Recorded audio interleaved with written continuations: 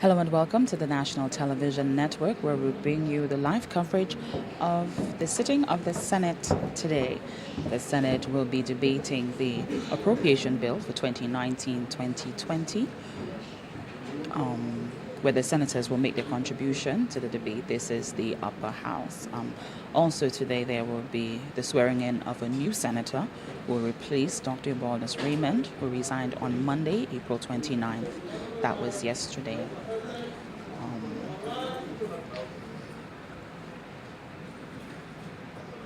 Okay. Just to remind you, the motion that will be laid by the Honorable Leader of Government Business is be it resolved that. Okay.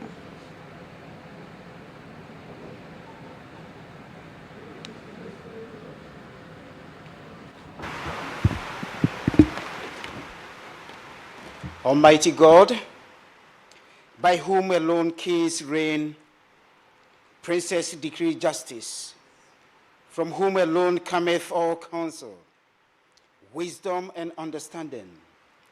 We, thine unworthy servant here gathered together, thy name do most humbly beseech thee, to send your Holy Spirit upon all of us wisdom from above, to direct and guide us in all our consultations, and grant that we, having thy fair always before our eyes, and laying aside all private interests, prejudices, and partial affections, the result of all our counsels may be to the glory of thy name, the maintenance of true religion and justice, the safety, honor, and happiness of the Queen, the public weal, peace and tranquility of St. Lucia, and the uniting and knitting together of the heart of all persons and estate within the same, in true Christian love and charity one towards another,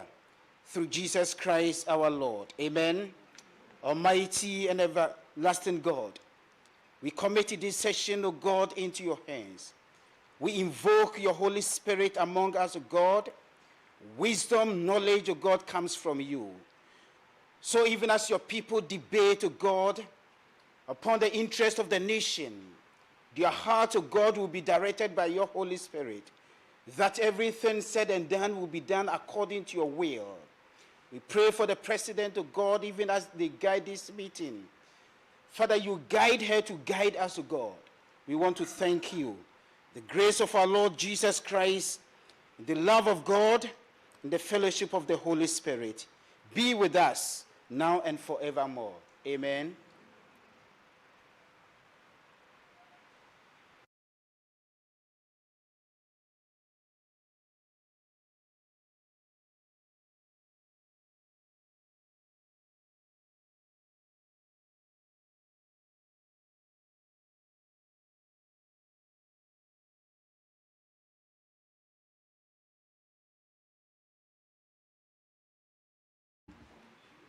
Madam Clerk, Madam Deputy.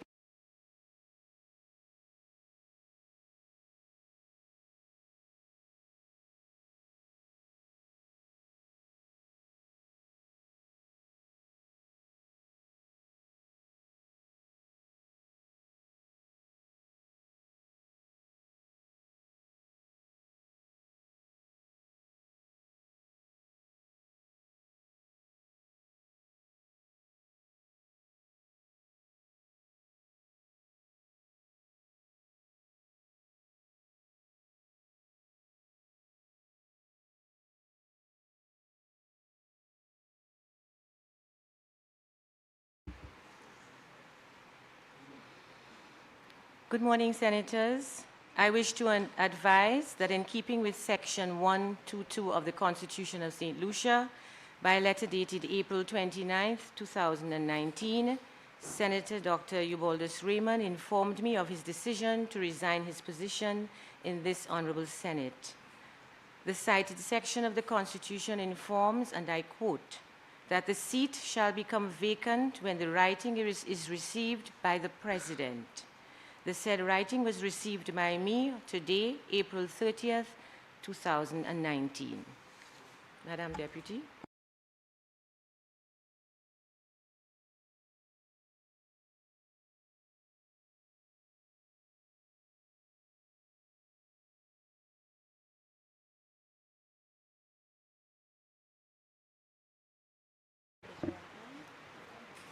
I, Francisco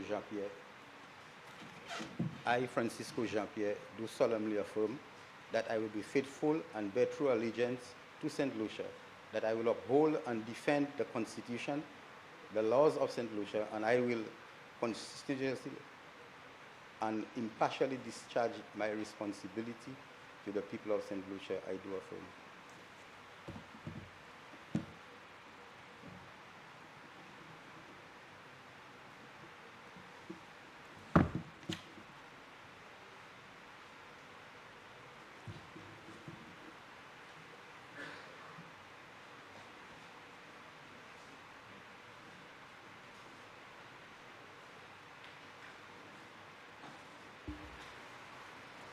At this point, I want to officially welcome Senator Francisco Jean-Pierre to the Senate of the Upper House of Parliament.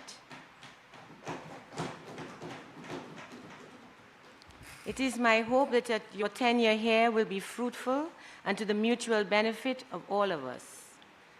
Earlier, the clerk handed you a package which contains the Constitution of St. Lucia and the standing orders of the Senate.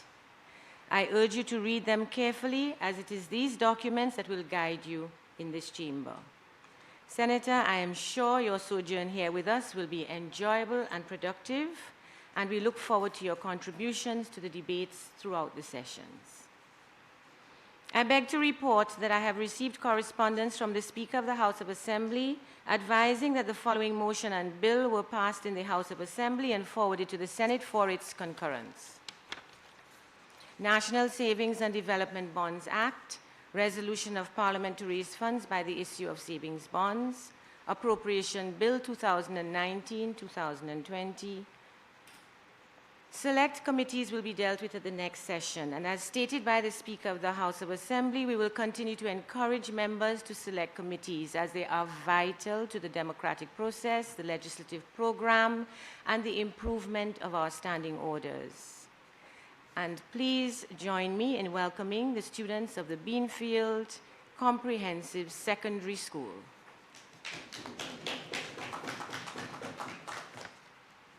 Statements by ministers.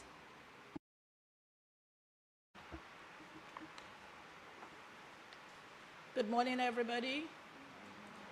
Madam President, I wish to also welcome our new senator, Mr. Francisco Jean-Pierre, joining us this morning. I also, Madam President, on behalf of the members of the Senate, wish to extend my condolences to you and your family on the passing of Sir Alistair McIntyre and to briefly pay tribute to him.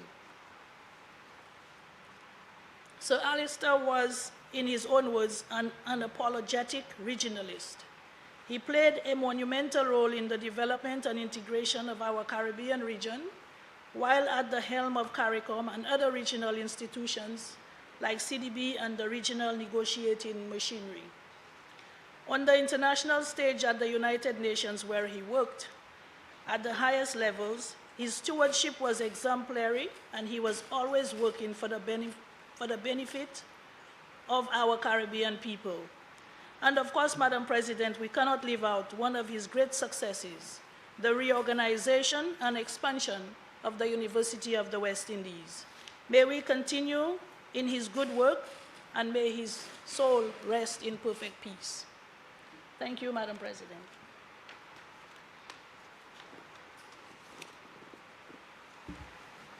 Papers to be laid. Honorable Leader of Government Business. Madam President, I beg to lay the following papers standing in my name. Statutory Instrument Number 19 of 2019, Aliens Licensing Exemption St. Lucia Distiller Limited Order. Statutory Instrument Number 20 of 2019, Aliens Licensing Exemption Rubis West Indies Limited Order. Statutory Instrument Number 21 of 2019, Tourism Stimulus and Investment, Homeland Enterprises, Inc. Order. Statutory Instrument Number 21 of 2019, Tourism Stimulus and Investment, Sol Sanctum Limited Order. Statutory Instrument Number 23 of 2019, Tourism Stimulus and Investment, Rockham Suites Limited, order. Statutory Instrument Number 24 of 2019, Tourism Incentives, Hibiscus Stores, St. Lucia Limited, order. Statutory Instrument Number 25 of 2019, Motor Vehicles and Road Traffic Designation of Inspectors, order. Statutory Instrument Number 26 of 2019, St. Lucia Parliament Proclamation Proroguing Parliament. Statutory Instrument Number 27 of 2019, St. Lucia Parliament Appointment of Session of Parliament. Statutory Instrument Number 28 of 2019, Price Control Amendment Number 4, order. Statutory Instrument Number 29 of 2019, Excise Tax Amendment of Schedule 1, Number 4, order. Statutory Instrument Number 30 of 2019, Legal Profession Eligibility, Patrick Adrian Thaddeus Thompson, Jr., order. Statutory Instrument Number 31 of 2019, Customs Duties Amendment of Schedule 4, Number 3, order. Statutory Instrument Number 32 of 2019, International Business Companies Amendment Regulations. Statutory Instrument Number 33 of 2019, St. Lucia National Housing Corporation, Forestier Castries Vesting Order. Estimates of Revenue and Expenditure 2019-2020 and Economic and Social Review 2018. Motions. Honorable Leader of Government Business.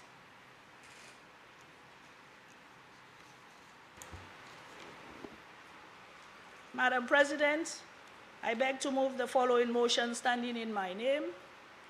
Be it resolved that Parliament authorizes the Minister for Finance to raise A, the amount of EC 215 million for financing the 2019-2020 budget through the issuance of bonds on the regional government securities market or through private placements at a maximum rate of 7.25%.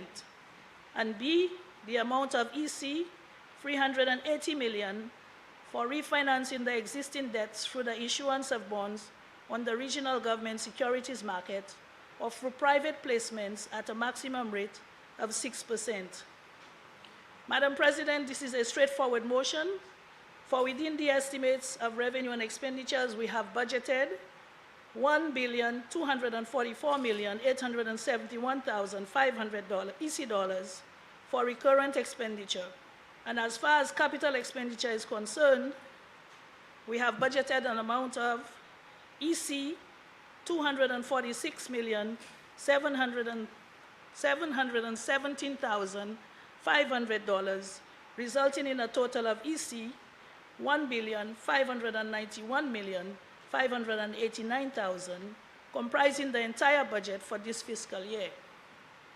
Out of the entire sum, Madam President, this motion is only asking Parliament for authorization to borrow $215 million EC for financing our capital expenditure and $380 million EC to finance our existing debts.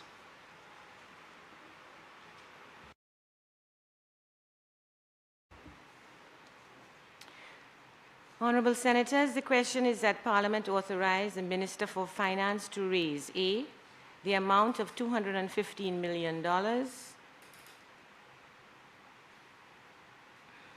for the financing of the 2019-2020 budget through the issuance of bonds on the regional government securities market or through private placements at a maximum rate of 7.25%. B, the amount of EC $380 million for the refinancing of the existing debts through the issuance of bonds on the regional government securities market or through private placements at a maximum rate of 6%.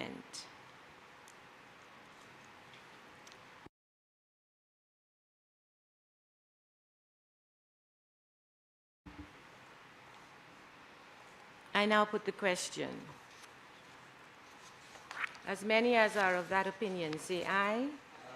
As many as are of a contrary opinion, say no. I think the ayes have it. The ayes have it. Bills. Honorable Leader of Government Business. Madam President, I beg to present for first reading a bill shortly entitled Appropriation 2019-2020. Appropriation 2019-2020. Honorable Leader of Government Business. Madam President, I beg to move for the suspension of Standing Order 49-2 to enable this bill to go through its remaining stages at this sitting. Honorable Senators, the question is that Standing Order number 49-2 be suspended in order to allow the Honorable Leader of Government Business to proceed with the remaining stages of the bill at this sitting. I now put the question. As many as are of that opinion, say aye. Aye. As many as are of the contrary opinion, say no. I think the ayes have it. The ayes have it. Leave is granted. Proceed, Honorable Leader of Government Business. Madam President, I beg to move for the second reading a bill shortly entitled Appropriation 2019-2020.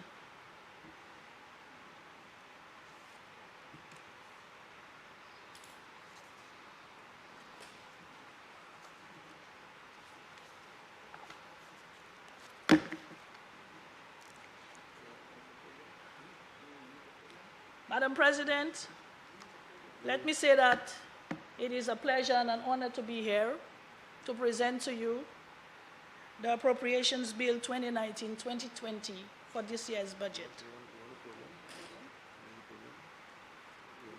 Yeah. Can I get the podium?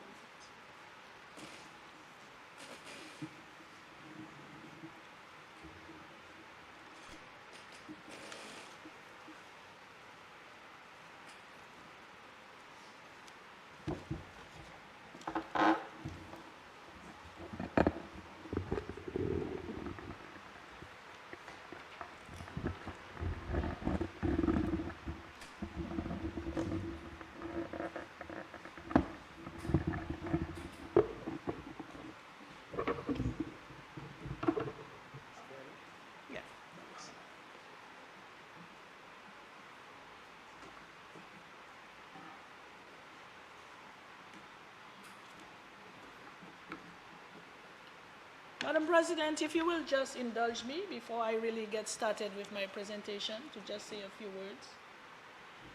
I just want to, in the words of Louis Farrakhan, quote to this honorable House, if I may. And Louis Farrakhan says to us, when you see men fall, don't laugh, learn, learn. Because you are on your way up. And the things that tempt people to fall, you and I are not free from that temptation, nor from the weakness that will cause us to stumble and fall. When you laugh at somebody, when you laugh at somebody else's fall, white or black, rich or poor, your enemy or your friend, you are laughing and opening a way for your own demise when you do that. Because to laugh, not learn, to make mockery and not to understand, is to make the same mistake yourself. And we have students in this honorable House here today, so I hope you are hearing me. When you see men fall, don't laugh. End of quote, Madam President. Madam President, looming on the horizon of our 40th anniversary of independence, our theme for this budget could not be more appropriate.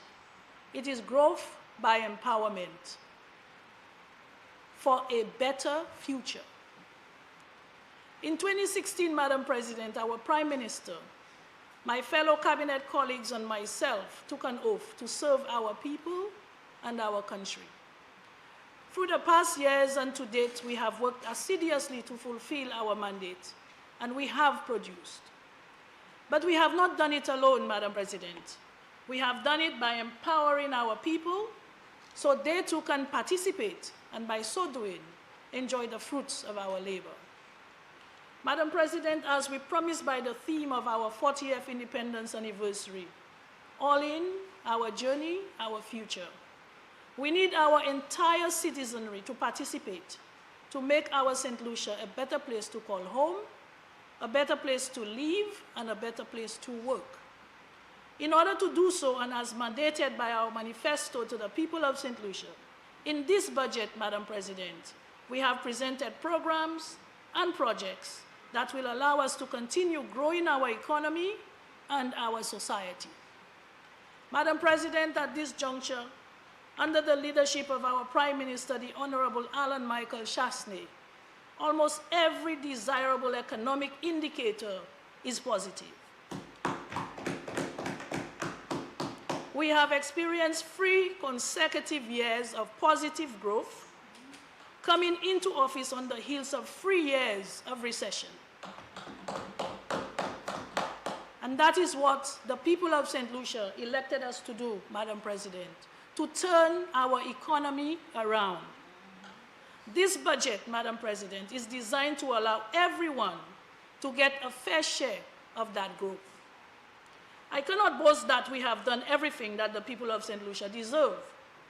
But looking at where we came from, and to have progressed so much in such a short time, I believe we are well on our way to full recovery in the next few years. Given the constraints that we found when we came into office, Madam President, it would be foolish to say that we have not had our fair share of challenges. But we are determined to restore Fair Helen to a better place than where it was a few years ago.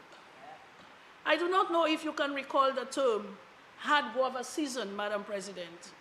I believe that it was invented a few years prior to us coming into office. Now I see the little barbecue stands re-emerging. Small businesses that had submerged are now rising their head above water. Haïché, Madam President, di da iblan. Le ibon, ibon, len anu di ibon. We are seeing light at the end of the tunnel. This budget brings us closer to realizing the plans set out in our manifesto and our pledge to our people of St. Lucia. We promised them, Madam President, fiscal discipline and debt reduction. And we have decreased our budget to GDP, our debt to GDP from 67.7 in 2015 to 64.7 in 2018. And we continue to invest, increase productivity at all sectors, diversify and increase sustainability to continue to reduce on our debt burden. Revenue increased by 6.4%, Madam President, and our primary surplus increased from 52.3 million to 101.5 million. This resulted in a lower overall fiscal deficit from 110.1 million the previous year to 69.7 million, Madam President. I believe this is quite an accomplishment. We promised to reduce on taxes, Madam President, and we have done just that by reducing the VAT from 15% to 12.5% in the first instance. We are further implementing reduction in taxes by increasing the personal allowance on income tax from a threshold of 18,000 to 23,000.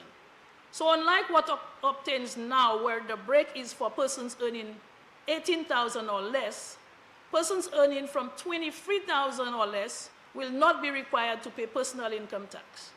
And for an average income earner, the first 23,000 of annual income will be tax-free instead of only the first 18,000. So persons making less than $2,000 monthly will not pay personal income tax. Doing so, among other measures, has also reduced on the cost of living, something I personally experience as a consumer. Because when I go to the stores, Madam President, I see that the prices of goods are going down a little. Okay? Of course, we cannot depend on the suppliers or the store owners to always pass on that benefit. But I know that less unscrupulous suppliers and store owners, they do try their best to see how best they can pass on the little benefit to consumers. More breaks for the Malawi, Madam President. We are the workers' government. We are the people government because we look out for the interests of the people. Our Minister for Agriculture, Madam President, is implementing assistance for youth in agriculture as we speak. And I personally is experiencing that, where I have asked my Minister of Agriculture for assistance to assist some young people in my constituency of Castries South, where I live. I live in the constituency of Castries South, Madam President, and therefore that is my constituency. Therefore, I am saying that some of the youth in that constituency are getting assistance from the Minister of Agriculture to go into agricultural enterprises. He is focused on continuing to increase banana production, where exports grew by 3.2%, increasing export revenue by 1.9 million to 20.3 million in 2018. Livestock production skyrocketed, bringing egg production to an all-time high of 1.7 million dozen eggs, while chicken and pork production increased by 8% in 2018. More accomplishments, Madam President. Our number of farmers have grown from 286 to 740, according to our Ministry of Agriculture. We are expanding the cocoa production as there is a ready export market, and it presents an alternative for farmers to diversify. So those farmers who went out of banana production, they can always look at another crop to produce so that they can earn an income. The Ministry of Agriculture is already involved in assisting farmers who wish to engage in high-yield, high-value crops and non-traditional technologies such as aquaponics and hydroponics, development of agro-processing in plantains, coconut water, mangoes, and increased meat, poultry, and egg production to meet the expected demand of a growing tourism sector. What you find now is, Madam President, we have shifted from the type of agriculture that young people did not want to go into, and now we have alternatives for them to go into. We have also commenced restructuring the fisheries complex and marketing board to create more sustainable ventures. Madam President, I say, and I'll repeat, les bons dis bon. This budget will allow us to continue to experience growth in 2019 and 2020. We will continue to diversify the economy, which has grown by 8% cumulatively. Our policies under this budget will continue to allow small businesses to grow and flourish. We spread the entrepreneurial culture, invest in tourism. We are incentivizing foreign and local investment, increase our housing stock, expand and increase our infrastructure, and adapt to climate change by building resilience in our infrastructure and our people. It's all about economic development, Madam President, and it redounds to economic growth and development. Can you imagine, Madam President, that within 3 years, unemployment has decreased to 20.2%? And for us as a government, it is still not at an acceptable level because youth unemployment is still too high. We need to be able to continue creating jobs for our young people. Given the good performance from our last budget, Madam President, we expect that this budget, our third budget, will make a more meaningful difference in further reducing on unemployment. So when the young people sitting in the gallery there leave school, they will have meaningful jobs to get into.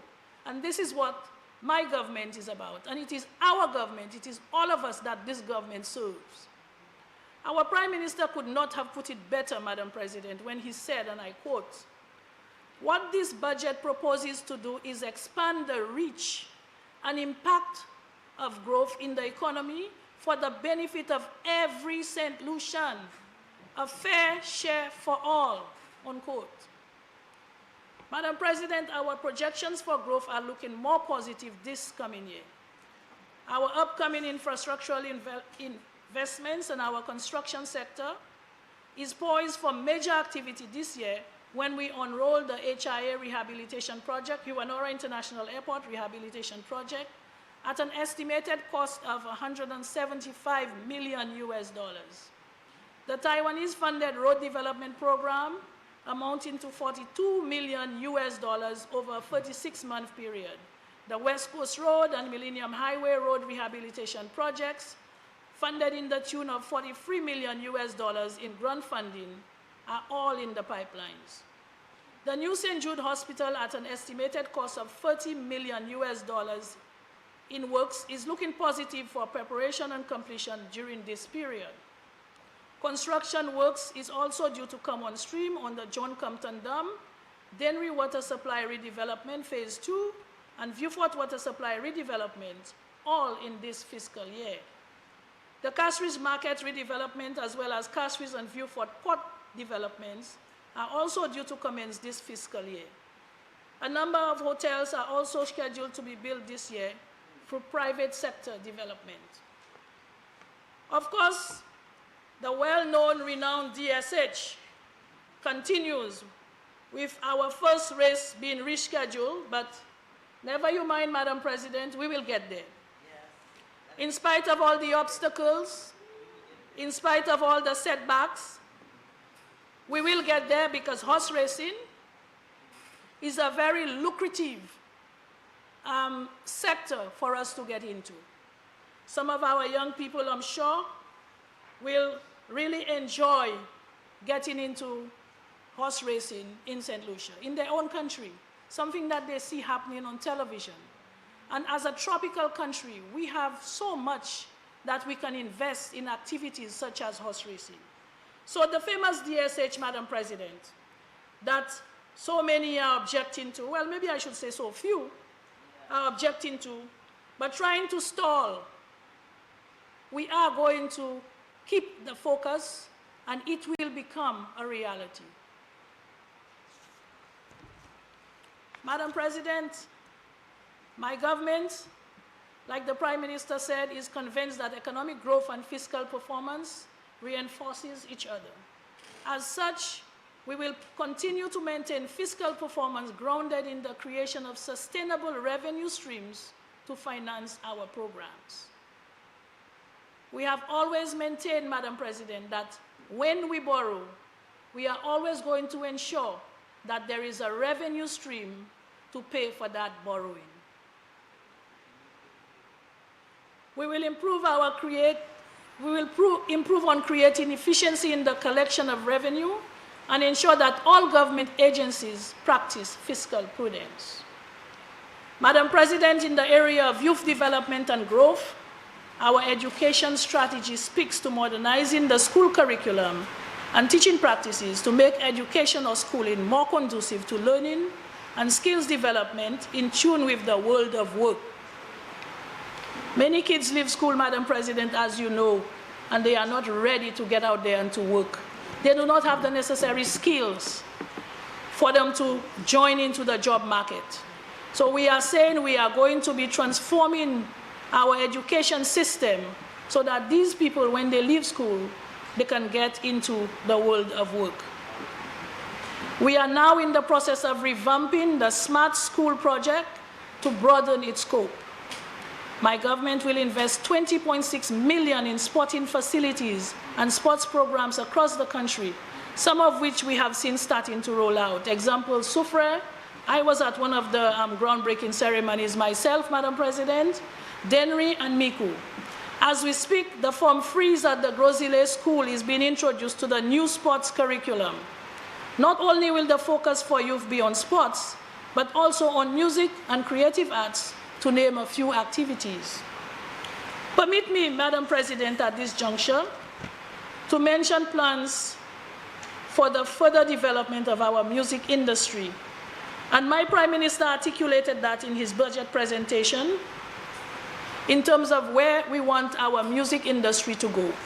We have many young, talented people who are producing a lot of music, but they are not getting recognition for that music.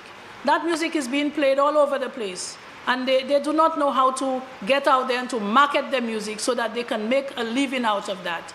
And therefore, we are going to create the avenues for them to do so.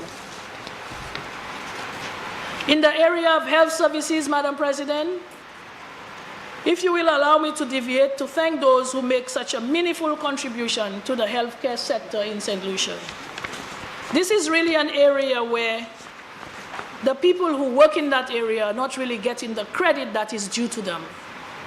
This is an area where you are seeing cumulative work getting to the point where we will be able to one day say, most likely during this fiscal year, say that we have brought our healthcare system to a place where it is acceptable and that we are seeing that we are moving forward with healthcare. I am not going to say that we are the ones who did it, this administration, no. Because I believe that when you look at OKEU, it did not start today. OKEU started in 2009. That spanned 2 administrations so far. So when you're talking about healthcare, healthcare is an area where we build up on it so that at the end of the day, we are in a better place. Madam President, I just came from opening a PAHO meeting this morning, and PAHO is Pan American Health Organization. We get a lot of assistance from PAHO, and therefore, since all the PAHO managers for the region is in St. Lucia today hosting their managers meeting, we just felt that it is necessary that the Minister of Health at least be able to attend and open the meeting before leaving and coming to the Senate. So for that, I thank you, Madam President, and my other colleagues in the Senate, and of course our guests here today for starting a little later than the 10 o'clock start, because we usually start on time in this Senate. But as a result of me having to attend this opening, we had to push it back a little. So I thank you for bearing with me and, for waiting until I arrive here to start the Senate. I wish to start by thanking the European Union, Madam President, for giving us this wonderful gift, our new hospital named the Owen King European Union Hospital. That's what we call the OKEU.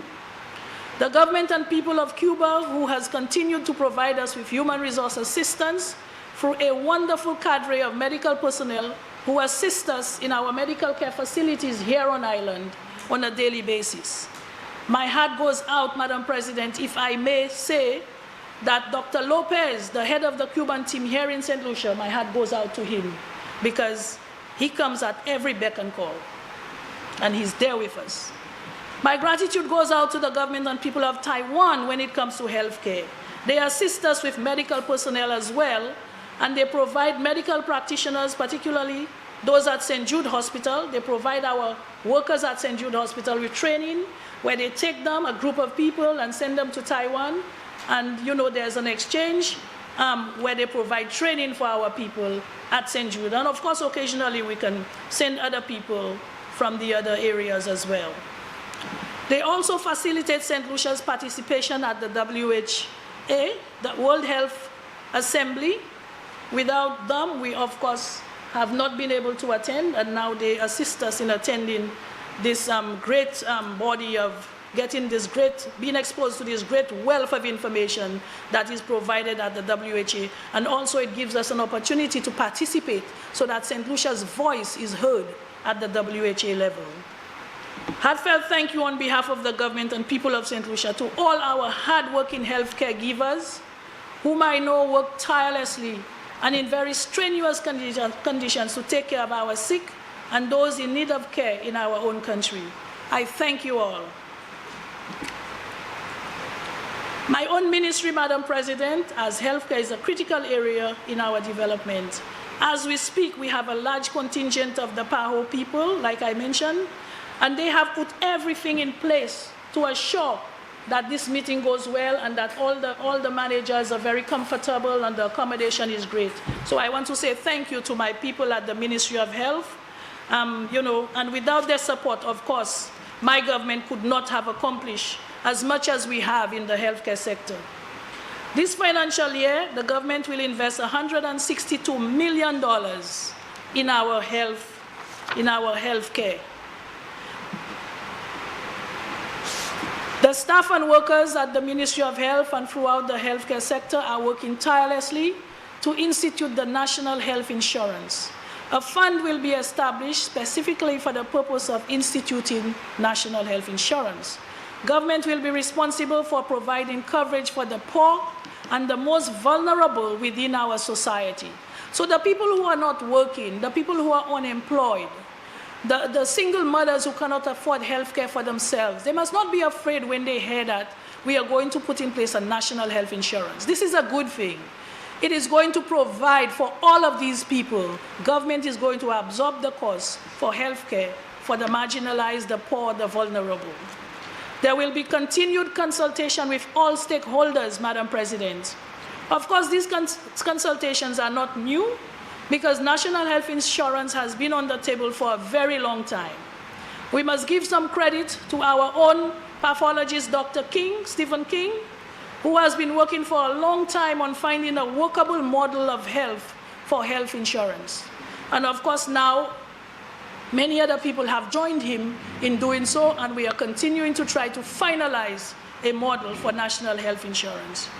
You must have heard this week about getting yourself and your children vaccinated. The Ministry of Health was in the media, on the radio, on the television, telling the children, their parents, telling everybody to get their children vaccinated, especially now that we have the outbreak of H1N1 virus. We are strengthening primary health care through a $20 million grant from the World Bank, and of course for that we have to be grateful.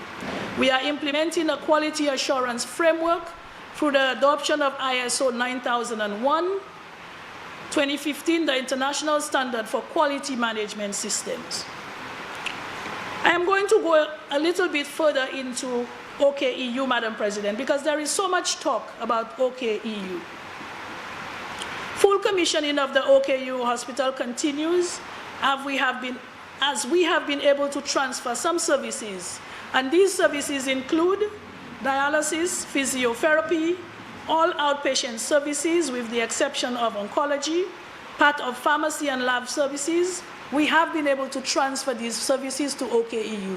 So now when your mom takes you to the clinics at the hospital, they will take you students to the OKEU as opposed to the Victoria Hospital, because all the outpatient clinics are now at the OKEU.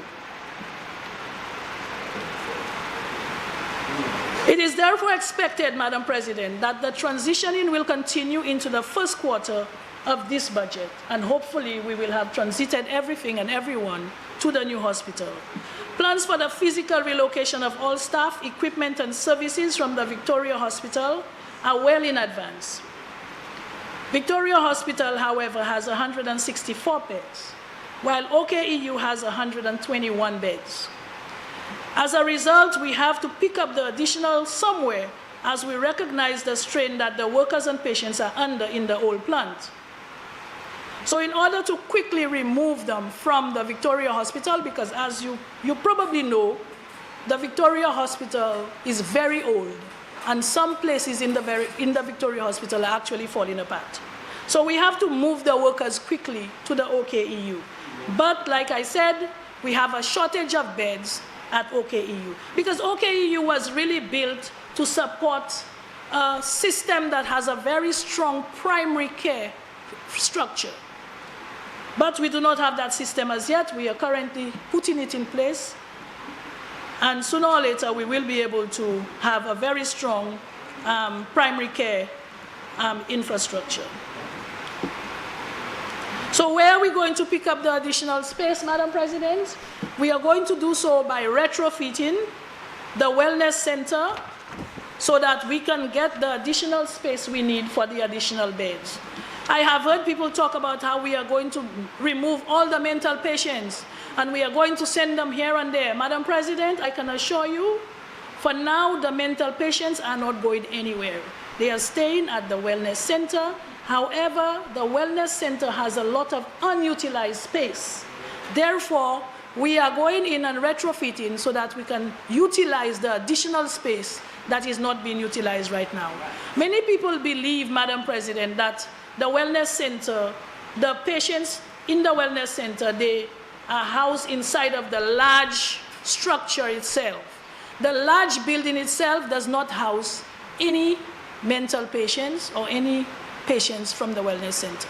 The large building that you see, it only has administrative staff, and there is a lot of wasted space. We have actually been able to put in a wing for an adolescent unit in that same structure, and there is still a lot of unutilized space.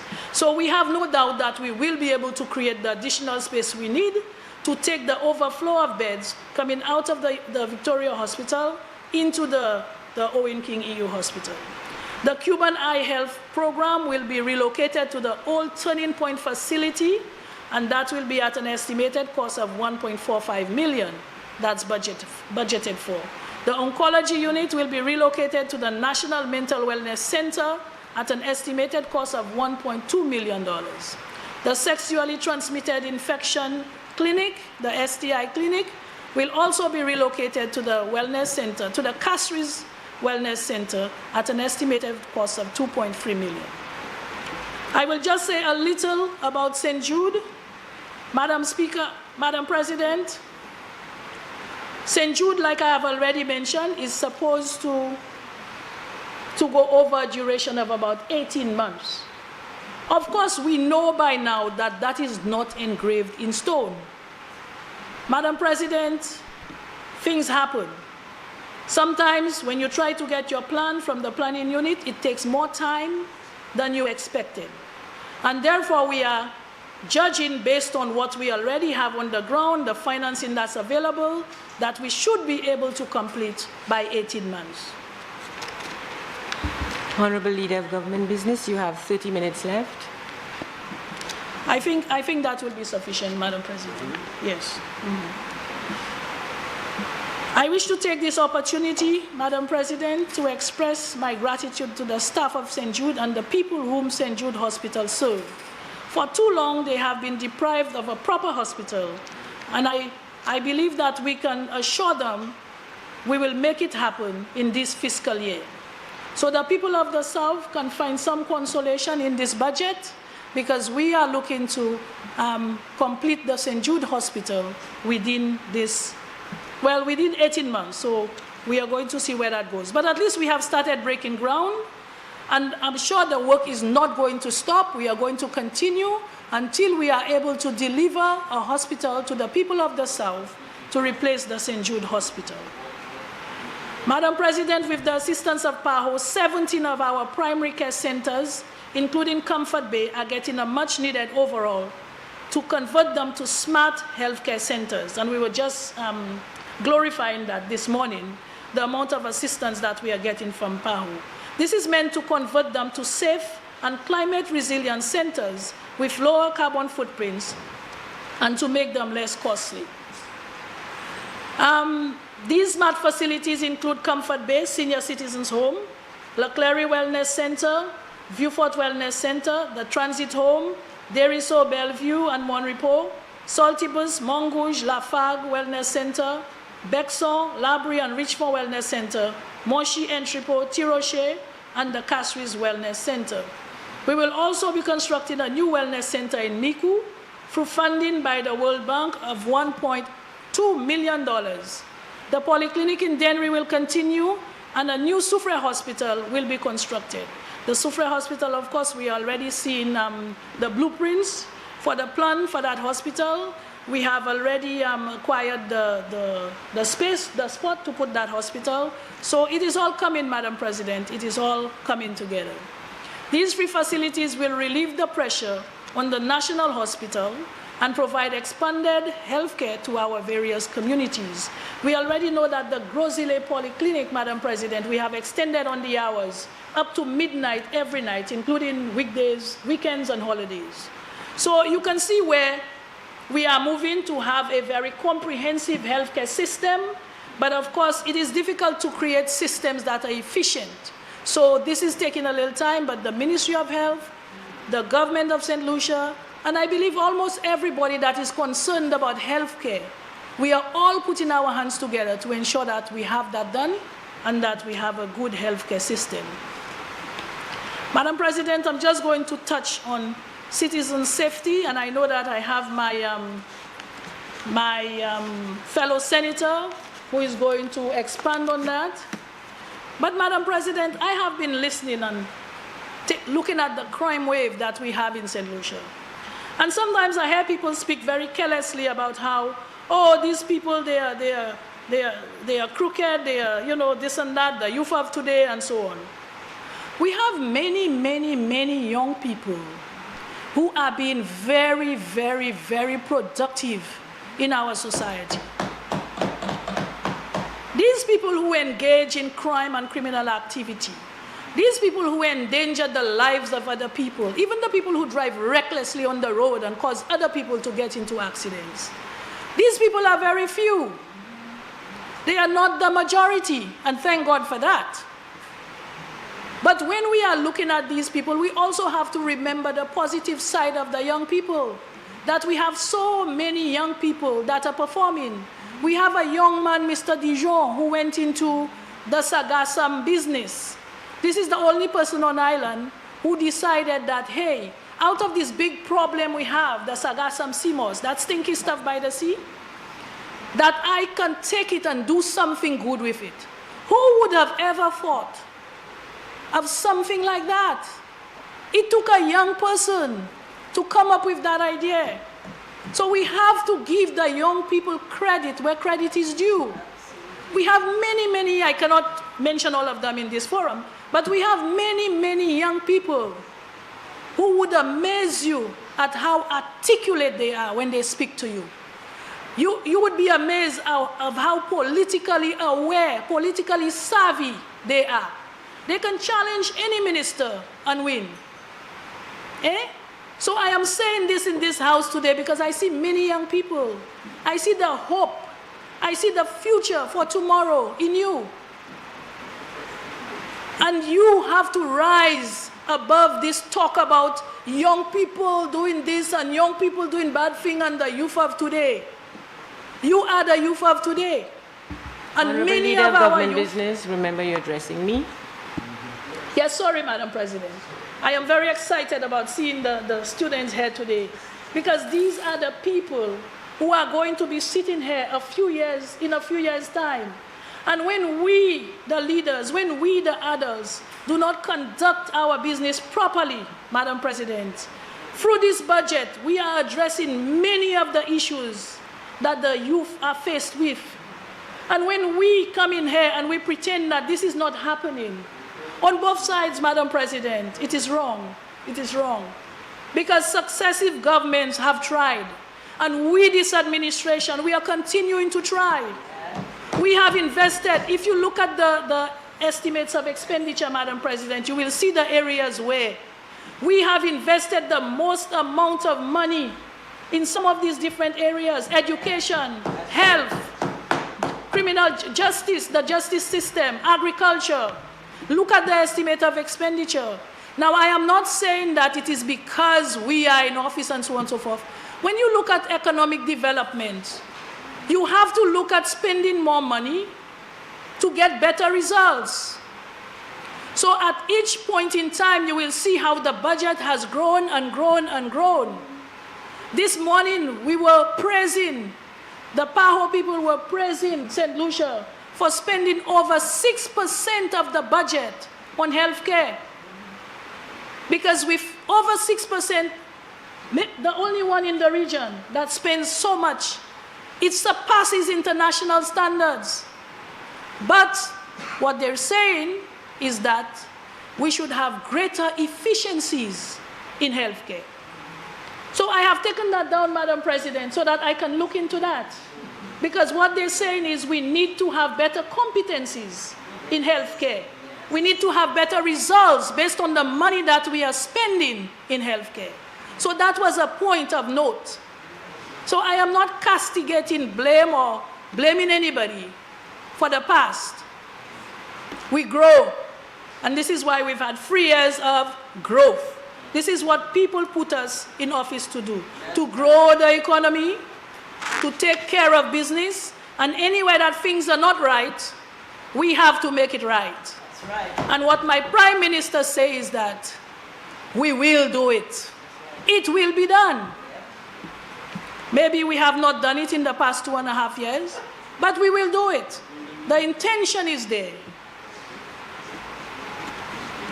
Madam Speaker, like I said, my Minister is going to speak a little more on the justice system and what is happening in terms of our, homeland security.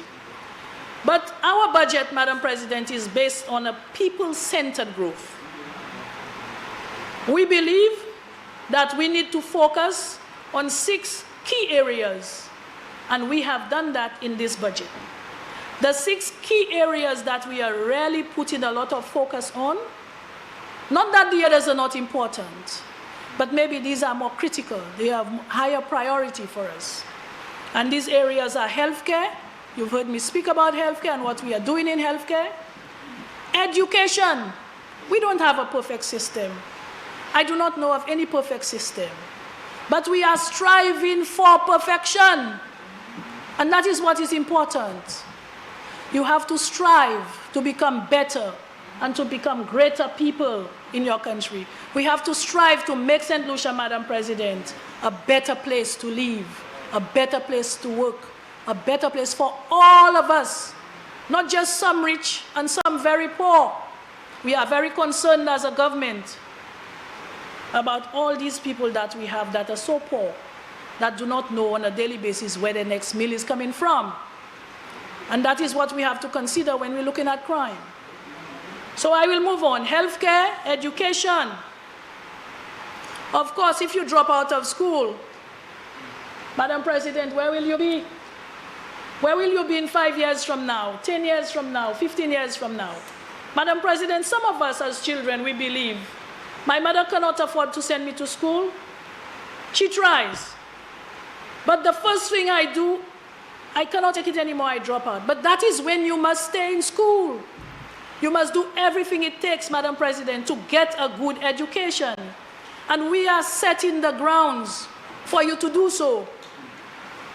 Parents, children, you have to encourage your parents, Madam President, through you.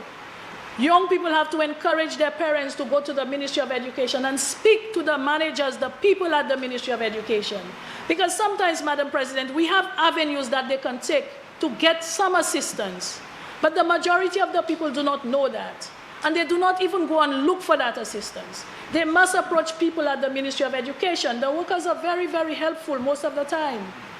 And if you cannot get through at the Ministry of Education, talk to your priest in your community. Talk to your minister. Talk to somebody, but do not drop out of school, Madam President, just because you do not think your parents can afford. There are so many areas. And my fellow senator there, he worked at SSDF, and he knows that we have a lot of avenues for young people to find assistance to continue their school. Some students do not have money to pay for their CXCs, Madam President, and they just stay home. They don't go and write it. But they can get help to write their CXCs. When they finish, some of them who write the CXCs, they have passes to go to Sir Arthur. They don't even apply because they feel my mother and my father cannot afford it. So I am saying that I have stumbled on many of these types of situations. So I am using this forum, Madam President, if I may, to say to these young people, there is always help. You must not give up. You have to keep going until you find that help, because it is there. It's in the system. You just have to tap into it, Madam President. I am going to move to the next area, that is citizen safety. And my fellow senator will speak on that. But as young people, you all must stay the course, Madam President. Our youth, they must stay the course, and they will get rewarded. Madam President, I was not born into a rich family. I was born into a very, very poor family, dirt poor. Sometimes we did not know what we were going to eat the next day. But Madam President, I never dropped out of school. I never dropped out of school. When I had to walk from Bexo to the comprehensive school, I did it, Madam President, because I did not have bus fare. But I won't stay home. What's the point of staying home? I used to walk from Bexo to the comprehensive school and back, and we did not have the Millennium Highway at that time. I had to go through the Mon. And I wouldn't dare go for Forestia if I was walking alone, because I was not so brave. So just imagine, right? And staying without food, that was no issue for me. I'd drink water and go back home. And I'm telling you, this is the truth. And if my family is watching, they will say, yes, she went through that. I did not drop out, Madam President. So I am saying to our young people, stop becoming a statistic. Citizen safety, do not become a statistic. Do not add to my grief at the Victoria Hospital. Because the shooting victims, that's where they come, Madam President. The injured, that's where they come. Madam President, I move to tourism, the other area of priority. Our tourism product is a very sensitive product. We have to be very, very careful what we say, how we treat visitors that come to our shores, because many of us depend on them for our daily bread. Right now, tourism has surpassed agriculture in terms of bringing money back into the system, in terms of our revenue collection. Many of our St. Lucian people are working in the hotels, in the tourism industry, and we must show an appreciation for that. It's true there are certain ills associated with the tourism industry, but there are ways of combating that. It is not a total ill in itself. It is how you approach it. And Madam President, I hear people talking about mothers having to leave their children and they are gone all night and this and that and so on and so forth. But what happens to nurses and doctors and police officers, firemen? They work shifts, they work nights. You understand, Madam President? So I don't see the debate on that. I don't see the real issue. Maybe the real issue is in those children who are left home, who don't see their parents. Maybe they only have one parent. And we have to ask ourselves why. So we then have to look at the family structure. And of course, Madam President, if we do not want to work in certain areas, if as children, our parents, we feel our parents have failed us because they are not there with us in the night and they are not there with us at all times, although I do not know how they are going to be able to support us and, provide for us if they do not go to work. If that is the case, we as young people have the choice of determining where we work in terms of the path that we take for our own education. So we can correct that there. Agriculture, Madam President, I've spoken on agriculture. Of course, that used to be our mainstay, and I see no reason why it cannot become our mainstay again, because we have a minister that is very vigilant, is very determined and committed to grow the agricultural sector. You do not need a lot of skill to go into agriculture, or almost anything these days. What the young people tell me is, oh, no problem. When I said to my nephew, now you cannot cook and we have to leave you here and go out and study. He said, oh, don't worry about it. I will just watch the YouTube. I will just watch the Home and Gardening channel, and I will go and Google anything I need. You understand? So there is always, an answer for every difficulty you may feel you have. But the answer is not, and I go back to crime. It's not in crime. Because your friends and other young people like yourselves, like the young people self, Madam President, they are finding a way to be productive people in our society. We go to infrastructure, Madam President, because I know I don't have much time left. We know that we are improving on our infrastructure. We are improving on our roads. We are improving on the airport. We are improving on all our major infrastructure in the country. And of course, as you know, it is not just now. Since we came into office, we have been sourcing the finances. And now that we are seeing the light at the end of the tunnel, we can now unroll a lot of our programs because we have been able to source the funds and, of course, the technical expertise and everything else that we need so that we can unroll our programs. So, Madam President, I believe that I have tried to give a very good synopsis of this budget, and I fully support the budget presented by my Prime Minister. I fully support the Appropriations Bill of 2019-2020. I thank you.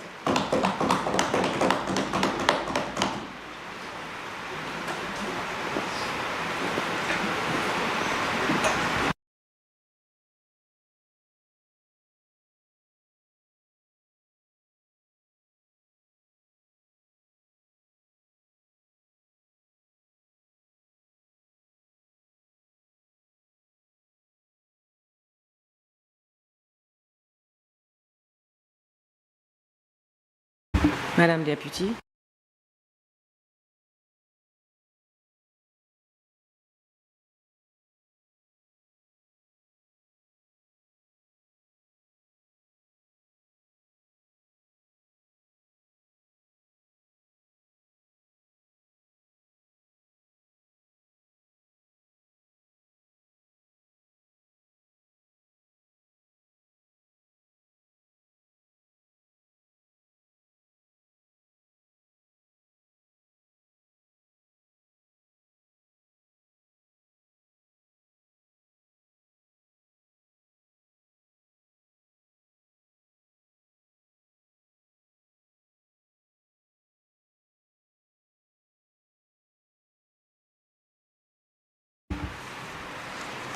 Honourable Senators, the question is that the Appropriation 2019-2020 bill be read a second time.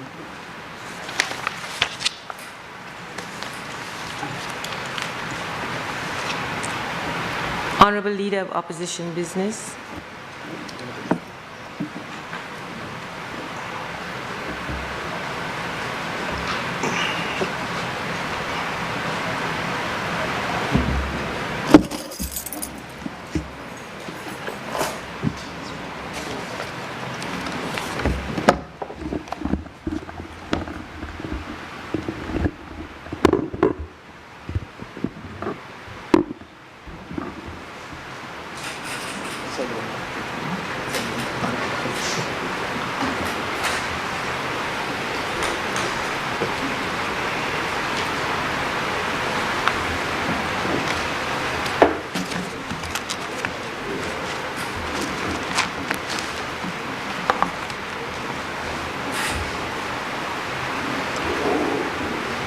Thank you, Madam President.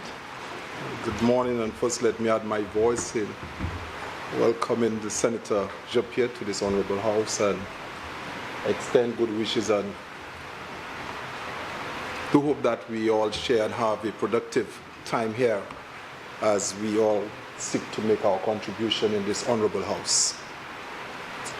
Madam President, let me also grant you leave to also convey my condolences in the passing of Sir Alistair McIntyre, as was presented by the Leader of Government Business, and also, Madam President, to recognize and to congratulate Senator on the new role that she has now undertaken in this Honorable House. Madam President, during the debate of the lower house 2 weeks ago, while I was here paying attention, listening to the debate, my cousin Wilson Joseph died on the port. He was crushed by a container in an accident, and he lost his life. And he was buried just a few days ago. But Madam President, during that same time, within 2 months, his mom and himself, we also buried an uncle and an aunt. So in this family, we buried 3 members of our families within 2 months. And only last week, the spouse of a member from the same family living right next door died in the car accident on the Bad Mill. And yesterday, Madam President, I attended the funeral of my homeroom teacher at the Entrepot School who passed, Miss Angelina Jean. Such a powerful lady who impacted my life so significantly. Madam President, I know my cousin, we call him, has passed, and his mom, my aunt, and the sisters and brothers are still mourning. But especially my aunt burying both her brother and her sister and her son within 2 months. I know this is severe, and such occasions do happen. But I reflect, Madam President, on life as it presents itself to us. And this courage we must have to accept it. And with this sentiments of being here, I am humbled to be alive this morning and thankful that I can share with this Honorable House. And as I do so, I do reflect on the absence of the former senator and do wish him well as well. Madam President, but the substantive discussion here this morning relates to the appropriation bill that was presented in this honorable House by the Prime Minister. Madam President, I did not just look at the appropriation bill, but I juxtaposed it by the two other bills that has been presented in this House. So we have presented, this administration has presented 3 bills before this House. They're all about the same, 1.5, 1.4, we are near $1.6 billion, Madam President. And what I notice about the appropriation bill, Madam President, they almost seem as if it were a cookie cutter repeating the same sort of rhythm. So you could get the rhythm in the preparation of the appropriation bill, and Madam President, I can leave here and thank you. I can leave and almost put it together. Thanks, Senator. And I also want to recognize, although I did, the children who are present here this morning. You're extremely welcome coming from all the way in Beaufort. I said to them earlier on, I hope all of them become parliamentarians in the future and serve us as well. But Madam President, it's my opinion that the budget as presented lacks innovation. And I'm not being extremely critical. To me, it's not responsive to the current times and situation. Madam President, when you just oppose this new appropriation bill that seeks to spend $1.6 billion, considering that we have spent $3 billion, this administration, over the term that they have served thus far, and you ask what is $3 billion? Madam President, $3 billion can construct 30 hospitals at $100 million each. So if we had taken $3 billion, we could have constructed 30 hospitals. Wow, it's amazing. Yes, it is. I'm a quantity surveyor, and that's what I'm trained in. Madam President, you could have built 20,000 residential units, $30 billion. I'm just, Madam President, saying this so that we can understand the magnitude of what we're speaking when we discuss the appropriation bill or the monies before us, albeit that the monies are apportioned to do different things. But I would ask the children, or ask, what have you experienced over the 3 years as it relates that $3 billion have been spent by the administration over the past 2 years? What has changed? Well, of course, the leader of government business say, hooray, she's happy, the emergence of the barbecue trays. It's starting. After spending $3 billion, people are now starting to do their barbecues by the street. I'll come back to this. But the economy has grown by 1.5%, and not 3% as was promised by the Prime Minister in his previous budget. Not 3%. He promised 3, but we only grew by 1.5%. But I ask the question, who has grown with the economy? As the Chileans put it, Chile si se contigo, Chile grows with you. Has anybody in this economy, has there been any growth with the economy? Who has grown? Where is the growth? Who is experiencing that growth? I ask. Madam President, I will come back to this point, but one of the backdrop to this presentation, I believe the healthcare situation is indeed a problem, and we must look at it. Crime continues to rise, and it continues to be a challenge for us, for all of us. And whereas I heard Madam President spoke about she walked from Bexar to Comprehensive, these days it's not safe, Madam President, to walk the streets. Madam President, whereas the criminals may be in the minority, you do not need 5 dead frogs to spoil an entire neighborhood. One person can be a menace in a community. You know this. So it's not the question of how many persons who are participating, it's how do you feel? Do you feel safe? Madam President, my office is on Brazil Street. And while I was in Dominica, and I saw that lifeless body right next to my office, on the ground, right next to where I go to the barber and cut my hair. I do not even want to speak to the guy who I normally speak, who was sitting there. I say, I don't want you to speak to me. I don't even want to know what you've seen. I'm afraid. That's the reality. I'm afraid of the times. I'm afraid by the way people believe, broad daylight, they could go and commit this thing. I mean, this is a different time that we live in, Madam President. It was not like that in time past. So we have a serious issue with crime. And more importantly, Madam President, we can all agree there is a problem with leadership in this part of the world, in St. Lucia. Who is leading? There are a lot of managers. And I dare say to you, through you, Madam President, to the children, that is one thing to be a manager, is another thing to be a leader.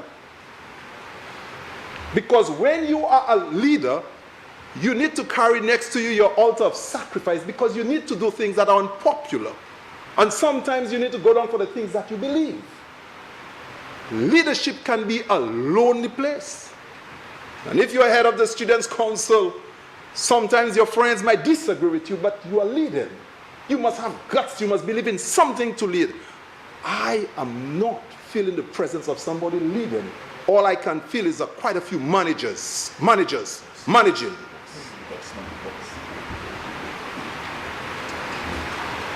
Madam President, direct purchase, form of procurement, is an issue. Direct purchase. And of course, I will explain what it is. So those listening through you, Madam President, the issue of just awarding a contract without tendering. And that has allowed, in Fair Helen, for there to be a perception of corruption pervading our business atmosphere. A perception of corruption. Madam President, the other point that I just need to draw to your attention, we need to be consistent in how we present ourselves to the people of St. Lucia. During, and I've always made reference to the campaign period, our dear Prime Minister presented himself in the south of the island as a religious leader. That form he took on caused people to believe in him, especially as it were the Roman Catholic faith. Yet, Madam President, I noticed the most solemn day in the 40 days Lent, Good Friday, as if it were people are being led to indulge. Madam President, there are some things that are not immoral, they are not wrong, but they are inappropriate. When you are a leader, Madam President, all of these things come together, because see what we are dealing with in St. Lucia. I leave this, Madam President. And finally, Madam President, in just my summary, I think I've heard people say, these politicians, they never had it so good, and we never had it so bad. So in this summary, Madam President, I can capture this appropriation bill under three headings.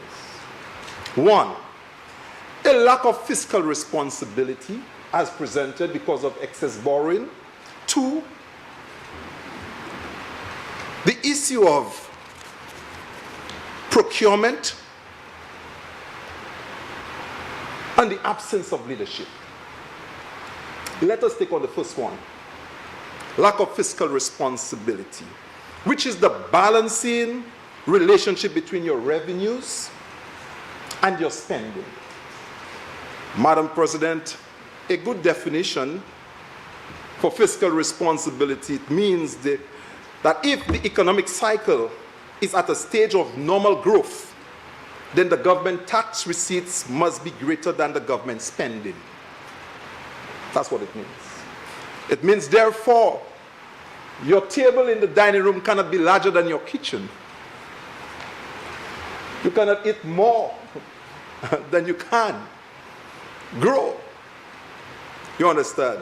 I wouldn't say the Creole, but my grandaunt had some really, really strong way of saying it in Creole. This is really what fiscal responsibility is all about, this balancing act. If the government is running a deficit, a deficit budget, then it will be forced to cut spending or increase taxes to meet the shortfall. This government reduced tax from 15% to 12.5%. But there has been borrowing and more borrowing. And because of rebasing, because we revalue the economy, the Prime Minister declares that the fiscal deficit is within managerial limits. And the operative word there is limits. But what does that mean?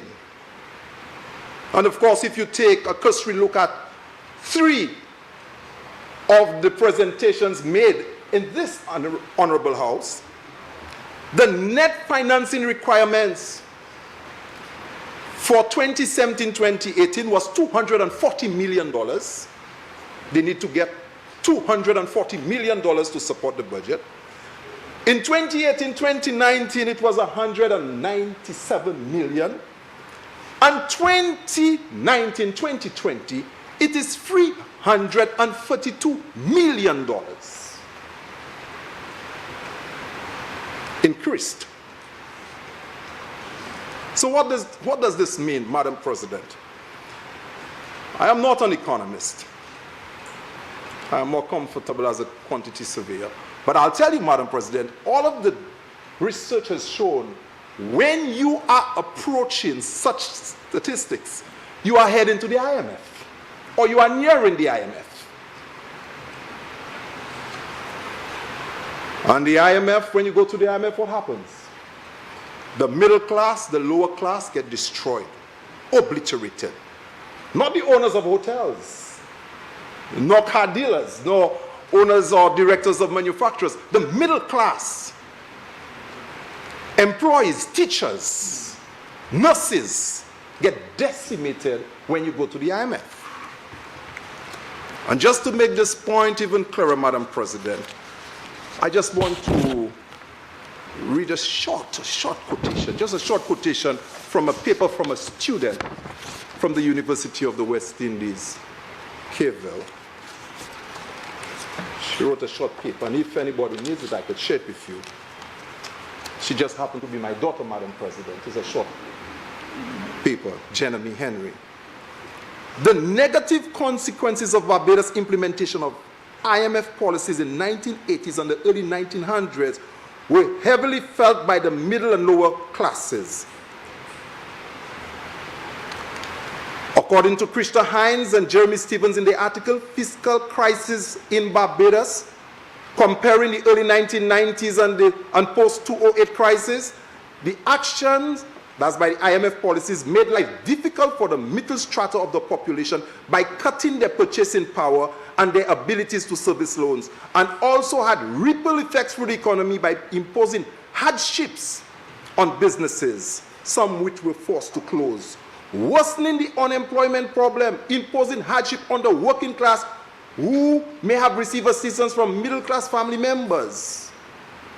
What is more, she said, it was the burden was predominantly on female-headed households. And in closing, she said, in conclusion, the writer is of the view that structural programs are poor quick fix solution to economic crisis in developing countries, as it was seen in Jamaica and Barbados. The policies of these structural adjustment programs result in many cutbacks and setbacks, placing these developing countries in bigger economic crisis than they were in the first place. Unquote.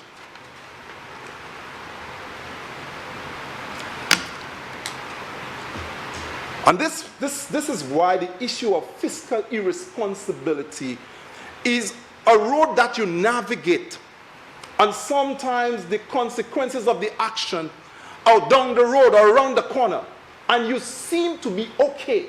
But when you arrive at that position, the people who pay for it are not those who've taken you there. And therefore, I'm saying to the government, it is time that we reconcile strongly the issue of how we continue to borrow. But that brings into focus, Madam President, the issue of procurement. Because when things are bad, all St. Lucians are supposed to pay for it in this country. And I ask the question, Madam President, a significant part of what we do in the business of government is to buy services, goods, and works, a procurement business. Madam President, whenever we speak of things that are wrong or things the government is doing that is not right, there's always somewhat like a statement made that you used to do it too. And that serves to inoculate anything wrong that is being done. And all St. Lucians know that sort of statement. It is okay for me to do it because you used to do it too. What did you do? Political corruption, Madam President, even by definition, is the use of powers by government officials or the network contacts for illegitimate private gain.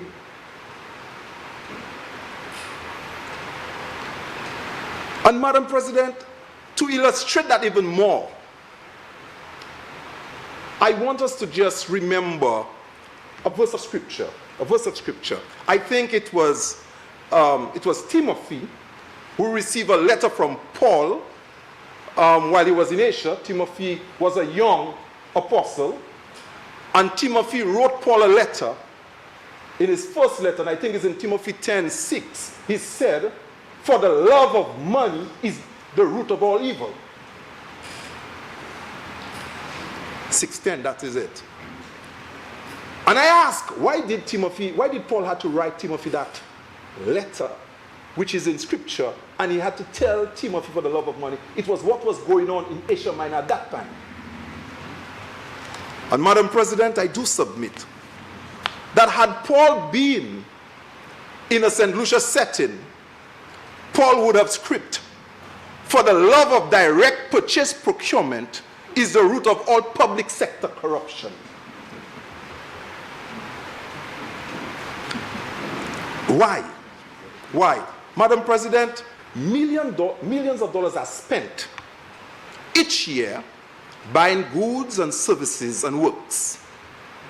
One writer suggested that what it means, this budget, it means ideal opportunities for political corruption. A writer stated that. Contract to suppliers can be awarded without fair competition. This allows companies and political connections to triumph over their rivals. Or companies within the same industry can rig a bid just to get a piece of the action.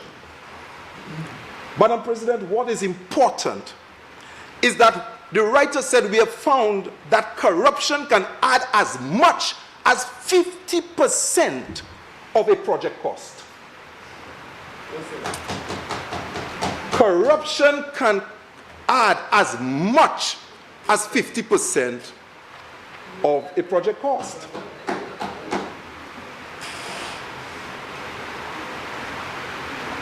So why am I saying this? We have spent $3 billion. $3 billion. Yes, I know you're going to come with it. This is the only way that you can survive a constructive debate. Yeah, come. You understand? You've spent $3 billion. I'm asking the question, to what extent have we embarked on procurement practices to avoid what have been described? But Madam President, corruption in public procurement isn't just about money. It also reduces the quality of work. It can cost lives. Some buildings have collapsed in certain jurisdictions. And in some places where people procure for medicine, people sell counterfeit medicines when there's no procurement processes. This is how serious it is, Madam President. So what is happening in this country? St. Lucia. Madam President, there's small awards of small contracts being awarded. Madam President, as I've learned from persons, even civil servants receive contracts, and I'll tell you why. People living overseas get contracts, I'm asking. But what is happening, Madam President? Honorable Leader of Government Business. Madam President, I stand on Standing Order 47.5. The Senator is imputing improper motives, not only of a single individual because he is not mentioning, but he is imputing improper motives of the entire government of St. Lucia, including the public workers, Madam President. And I think that should cease. That should cease, Madam President. Honorable Leader of Government Business, let's stick to the substantive motion. You keep insinuating certain things based on excerpts from various people. You're not even telling us the title of those excerpts. They may be pointing to something different, so I'm not clear on the foundation. So I agree. Please continue. Thank you very much, Madam President. I'm just drawing the background to make a point, Madam President. The question is, I'm asking the question, are civil servants involved in receiving contracts? I'm asking the question, how do we ensure that our procurement system is tight? Are people overseas not represented receiving contracts? I'm asking the question, Madam President. Madam President, there are some practices on the ground where the structure of construction operations in St. Lucia seem almost like it's the passport arrangement where you have a contract agent. Some people have come to me and said to me, Mr. Henry, I must pay this person because he got me the contract. And then you have the contract bearer. Because I couldn't put it on my name, I had to get somebody else to put it on their name. This, inadvertently, if it's correct, would increase the cost of the project. I know I may not be speaking in the context of what's happening in St. Lucia or what's happening in this administration, but I'm highlighting, if that's not the case, that these things are real and we need to look forward to them. That's why I'm asking you, Senator, to move along, because if you are speaking still in generalities and have nothing specific to offer, please move along. Madam President, I move on to the issue of serial contracts, Madam President. Madam President, it has not been brought to this board, but I am aware of contractors who continue to be receiving contracts under this administration, and there may be reason for them receiving contracts because there's a tendering process you call serial tendering, Madam President. Serial tendering is when you use one contractor to do similar phases of work. Right, Madam President? Some of which maybe this side can identify with. He said Renault. I've not called any names. Madam President, when you have serial contract, or if for example, Madam President, you have a contractor effecting work for Kentucky, knowing that the outlets are similar and it's repetitive, you will tender with one and then negotiate for them to do the rest because they are doing the same thing. These contracts are called serial contractors, and the form of tendering is called serial tendering. If the government is engaging a contractor in a serial contract on a number of projects, there must be some efficiency for the state to benefit. What are those efficiencies? And it needs to be explained. It cannot be, Madam President, that I'm just calling my friend and giving him a contract all the time. The perception of it. Madam President, I am in this house because I can make a contribution based on my professional training, and I'm making it in accordance with this line. And I'm sure when the member for national security speaks, I listen because he's an expert police officer. As a quantity surveyor, I understand what I'm saying and I know what is going on. And if we are not hypocritical, we could all bear and listen to some things when they make sense. But I suspect we want to politicize everything and vaccinate it with this thing. You used to do it too, therefore it's okay. Proceed. But let me move on, Madam President, with St. Jude Hospital. Madam President, even before I proceed, and Madam President, keep me abreast with my time. I know it's 45 minutes I've left. Madam President, I listened to the Prime Minister in his presentation, and he referenced St. Jude Hospital and the audit of St. Jude Hospital. And in a few parliaments ago, I did cause a question to come into this House. Again, consistent with tendering, Madam President. I was concerned upon reading a document that was in circulation, which the Prime Minister happened to make reference to in his presentation, that there is an audit.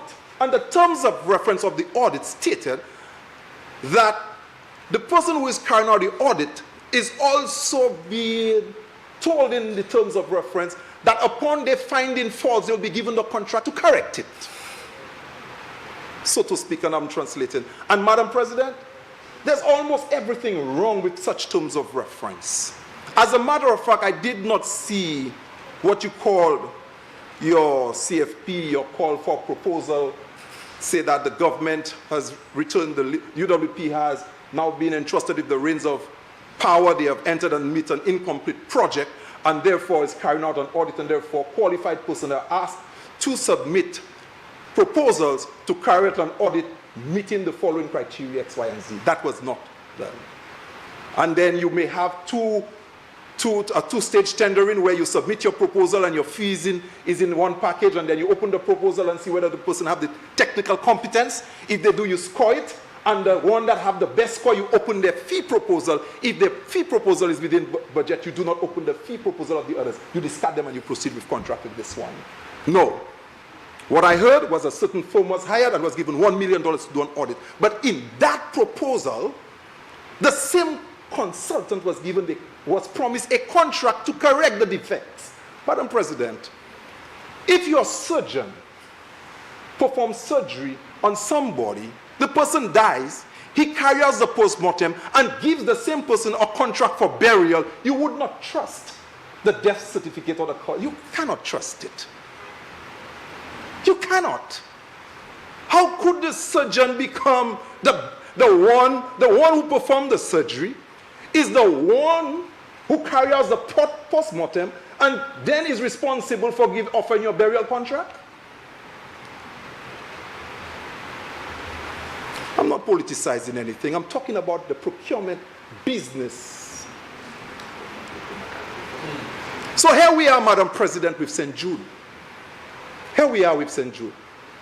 Madam President, what remains one of the saddest and most eerie...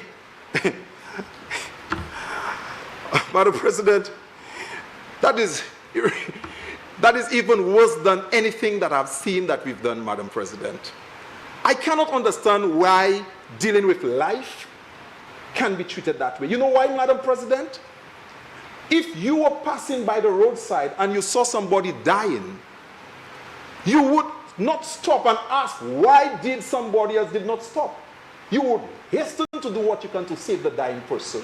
And that story is in the story of the Samaritan, who on his way saw a man dying on the roadside. He stopped and he helped. But guess what? There was a rabbi who passed him by.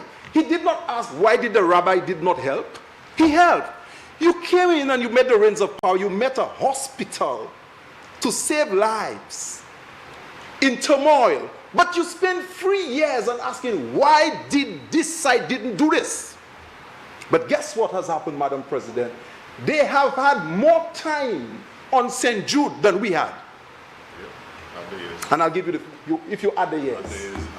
We had 54 months, they have had 60-something months.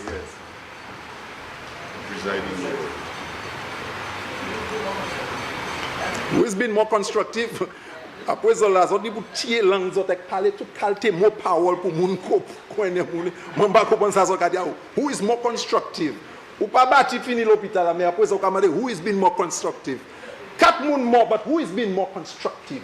Moon Kai more, but who is being more constructive? There's no constructive conversation when people die, my dear. It is to save lives. And I'm telling you, Madam President, what is happening in this country?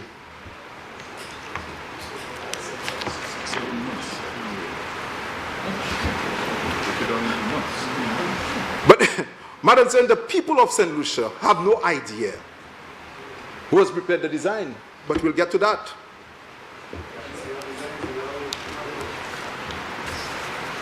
Madam President, the government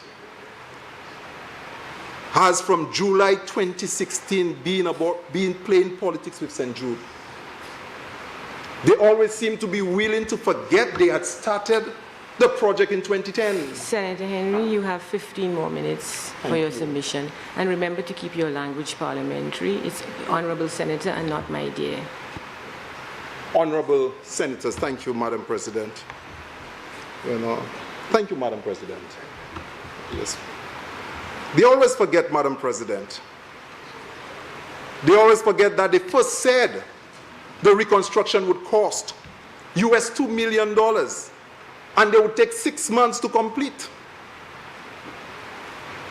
It was said right here, Madam President, by the member for Castries North when he was Prime Minister and Minister of Finance.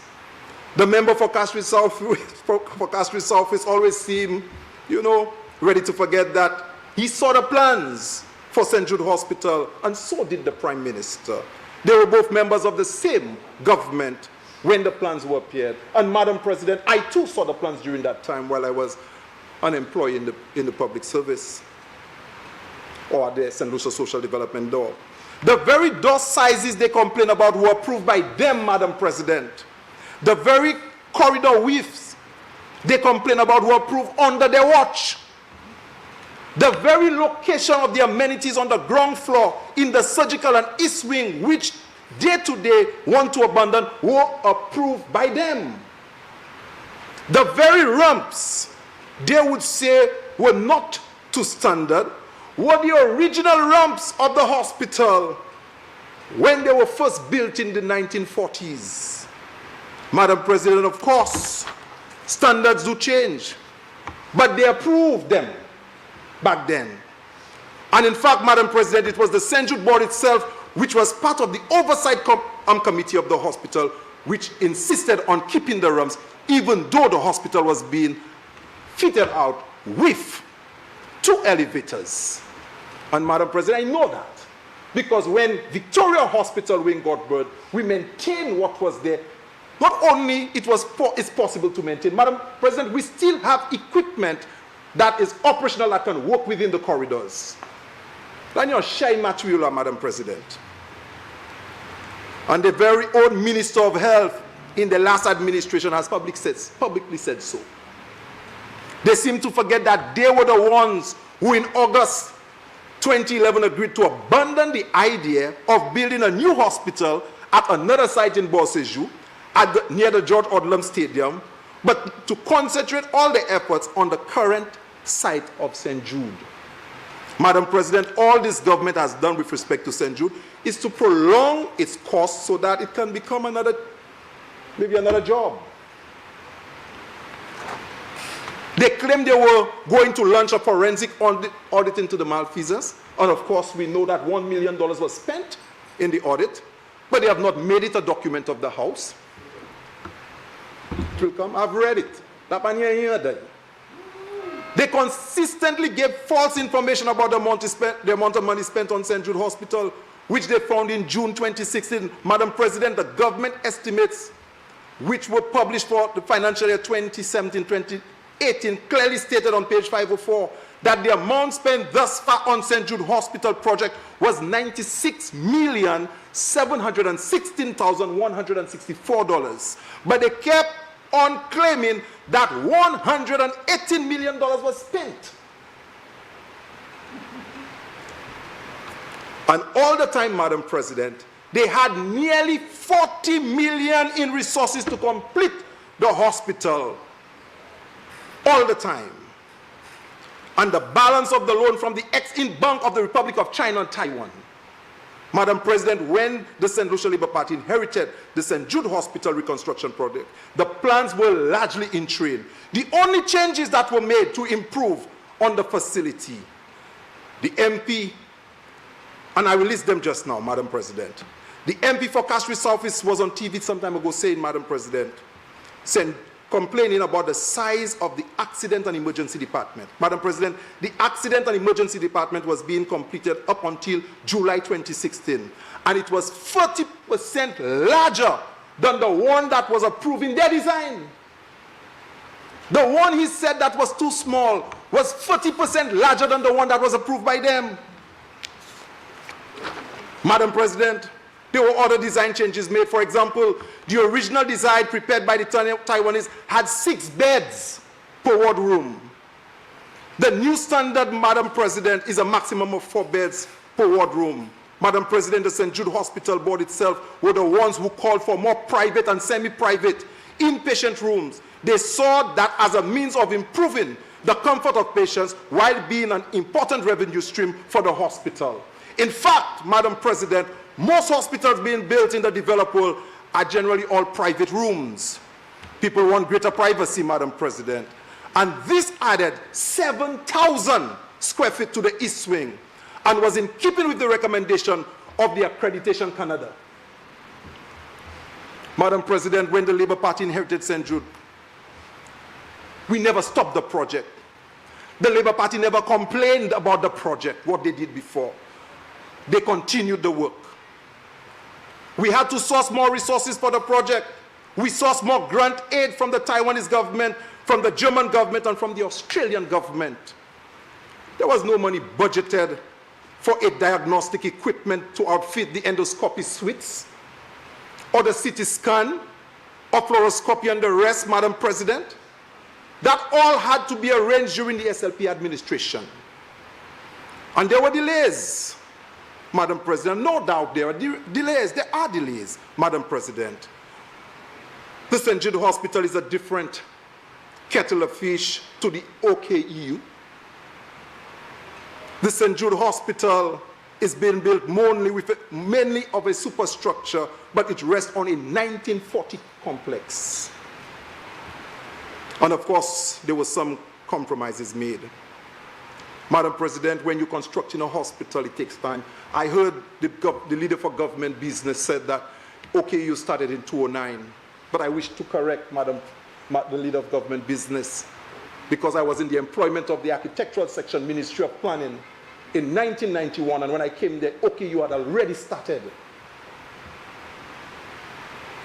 Madam President, it's easy for us to be flippant about the development, these development projects. They are very complex. If you go to some rooms of the Victoria Hospital, you would see models of other solutions that were recommended by other architects, and there's a lot of discussion that went into reaching to where we got there. And sometimes, Madam President, sometimes, and I say people who are lay people, Madam President. Honorable Leader of Government Business. Madam President, on a point of order, the member is misleading the House, Madam President, because I said the hospital started. He's talking about the plans for the hospital. There is no way I would know when the plans started for the hospital. It could start in somebody's head.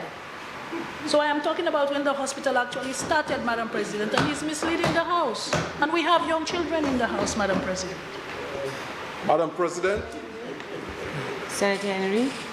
Leader of Government Business suggests that she was speaking to the construction and you're speaking to plans. Madam President, the Leader of Government Business never said the construction. She said the hospitals. And Madam President, at that level of discussion in the House, we're speaking about project development, implementation. You cannot discuss a project and you're not talking about the start on what processes go through, because these are some of the things, Madam President, that cause, and I was making the point, Madam President. It's very easy, Madam President, for an administration to come and see somebody doing something and assume that, hey, stop this, I will do it my way. Leader of Government Business. Madam President. Proceed. Can I proceed? Yes. It's easy, Madam President, for somebody to believe that you must just stop, not recognizing the value of contributions made to get this where it is. And this is the nature of development. The part that you do not see is important. You weren't aware that... Honorable Leader of Government Business.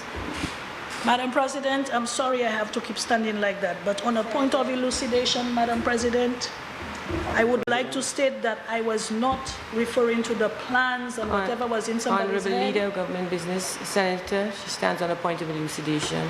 Madam President, according to point of elucidation, should I? It's up to you, I'm asking you. No, Madam President, I'd like to proceed if you're listening. Madam President, I clearly stated that the hospital started, and what I meant was the hospital started in terms of they started building the hospital. I just want to clarify so that the fellow senator is aware I was not talking about the plans and whatever was in somebody's head and that sort of thing. So he can make his point, but Madam President, I would like to just clarify that when I say start, I mean start. I start to build my house. I am not talking about the plans at the Department of Planning and so on. I start to build the house. Thank you, Madam President. Thank you, Madam President.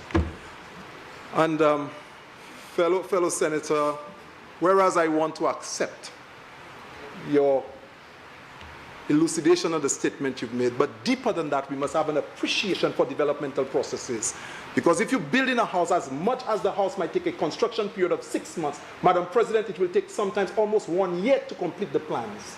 And the plans are very important. You must prepare the plans, you must prepare your bills of quantities, you must prepare contract document, you must source money. Developing a project involves a number of stages.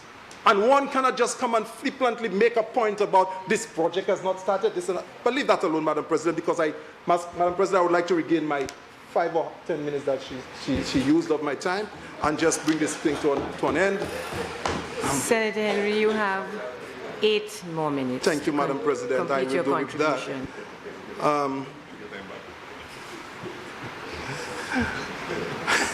Thank you, Madam President. Madam President, what was in train for completion by February 2017 is now going to take us another 3 years. And after all that they have said, I understood that there are no approved drawings. Their very own report stated that there are no approved drawings. We are told of a new wing to replace the east wing and surgical wing, Madam President. You and the public, Madam President, by now would not be aware that those are the 2 largest buildings in the St. Jude complex. The core of St. Jude Hospital are 3 connecting buildings, Madam President. The east wing, the surgical wing, and the west wing. The west wing is the administrative wing, with also the kitchen, the cafeteria, the staff on-call room. However, the major medical services of the hospital are in the east wing and the surgical wing. These 2 wings combined have a floor area, Madam President, of 75,000 square feet. 75,000 square feet. 1 3/4 of an acre of building space, Madam President. Can you imagine? Someone saying this is too small. 1 acre of building space. Madam President, you could take 1 acre of land and divide it into 10 lots. But here you have 1 hospital area, 1 3/4 of an acre. 43,560 square foot is 1 acre. If you multiply it by 2, you have about 80 square foot. This is 75,000 square foot of building space, just those 2 wings. I ask the question, why? Why? Madam President, another bewildering situation is the funding for this new wing. Based on the Prime Minister's pronouncement, it will cost $82 million. $82 million. Whereas we needed $40 million to complete the hospital.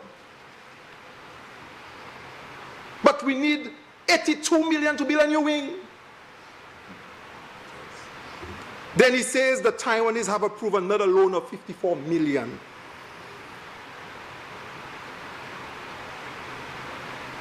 Madam President, I don't even know how to speak to it further, but to suggest if we allow the administration to run the course of what is happening, you will have a St. Jude 2.0.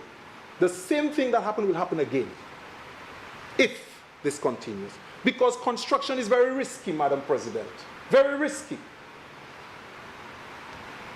And that is why, Madam President, I'm concerned about some of the things that I see happening. Madam President, one example is that for every construction award of contract, I see persons receiving advance payments. Advance payments usually 10 to 15%, but I notice some contractors receive as much as 20%. One contractor have a contract for $4 million to do some work. He received almost 800, 700 and something thousand dollars. He had not started. Madam President, in my own time at the Ministry of Planning, a contractor once received an advance payment and he went to university and he never came back.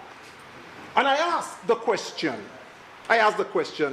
do we ask the contractors to provide advance payment bonds? Do we ask them? I'm just asking. Do we ask the contractors to provide advance payment bonds? Because it is not just a performance bond that you need when you give an advance payment of that magnitude. Of course we trust our local people. I'm not suggesting that trust is never part of the business. But I'm saying that in the business that we are in today, what is at risk? I notice everybody's queuing and they're coming. They're coming. I know you all will be coming. Yeah. The St. Lucia Medical and Dental Association, many technical professionals told the government not to spend more at the George Odlum Stadium. I know you all will be coming. Senator Henry, please wrap up. Yes, Madam President. They asked them not to, but they did. Madam President, in the time we're living in, governments must learn to listen. Greed has no place in governance. Malice has no place in governance. Politics should not have no place with people's health. And a government should never feel too powerful that it is unable to take counsel from its people.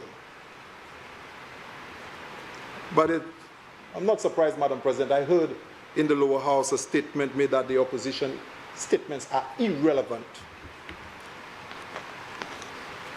And finally, Madam President, just let me close on these few statements. Just on a few statements. And I'm just on that of leadership, Madam President. Madam President, it was Robert Glazer, and of course, the students through you, Madam President, sitting here, those who follow basketball would remember that Magic Johnson, the president of the Lakers, resigned sometime last month or a few weeks ago. And it was Robert Glazer who wrote on the resignation of Magic Johnson.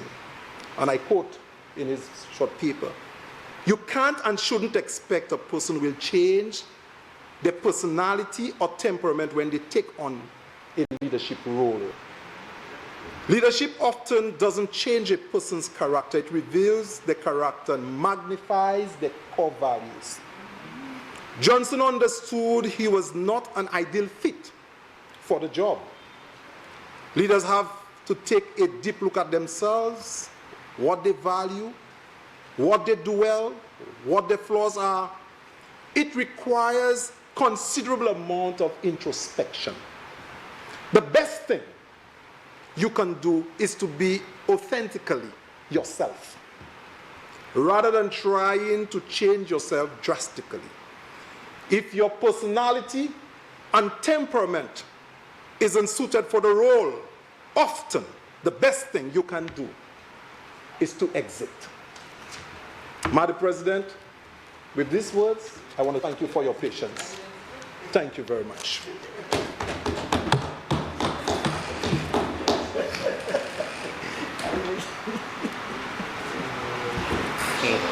Senator Mangal. You want to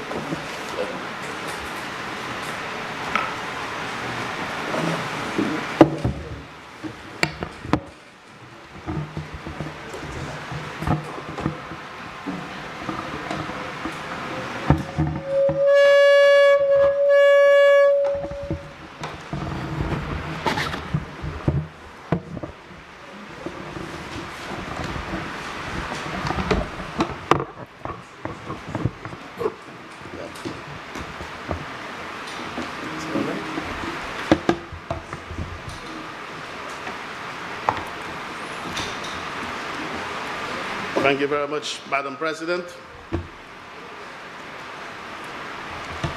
Madam President, I would like to take this opportunity, first and foremost, to welcome our new Senator, Mr. Japierre, and to wish him all the best with his stint in this Honorable Senate. I am certain that Mr. Japierre will make a meaningful contribution right here. Madam President, I would also like to express my condolences to yourself on the passing of Sir Alistair McIntyre. Also, Madam President, I would like to express condolences to the leader of the opposition business in the Senate, having expressed that a number of his relatives having passed away within a very short period of time. Certainly, I know the grief that himself and his family, his extended family in the Therefore area especially, would have experienced. I know some of them very well, and Senator Henry, please express my condolences to the members of your family in that regard. I want to take this opportunity as well to welcome the many students that are present here today from the Beanfield Secondary School. And it is quite opportune to see them here representing the south of the island, representing Vieux-Fort, knowing very well that this government has placed a lot of emphasis in the development of the south. And whereas I am quite happy to see them here and to expect them to be future parliamentarians, I know some of them may not have to travel very far to be able to get a job, because the south will be a place that will have much job opportunities available for them. Madam President, I want to rise and support this 2019-2020 estimates presented in the Honorable House by the Leader of Government Business and Prime Minister of St. Lucia. Madam President, the Minister of Finance have carefully crafted this budget to accelerate growth in the economy. This budget will provide affordable access to healthcare, increase citizen safety, and increase enrollment in post-secondary and tertiary education and TVET programs.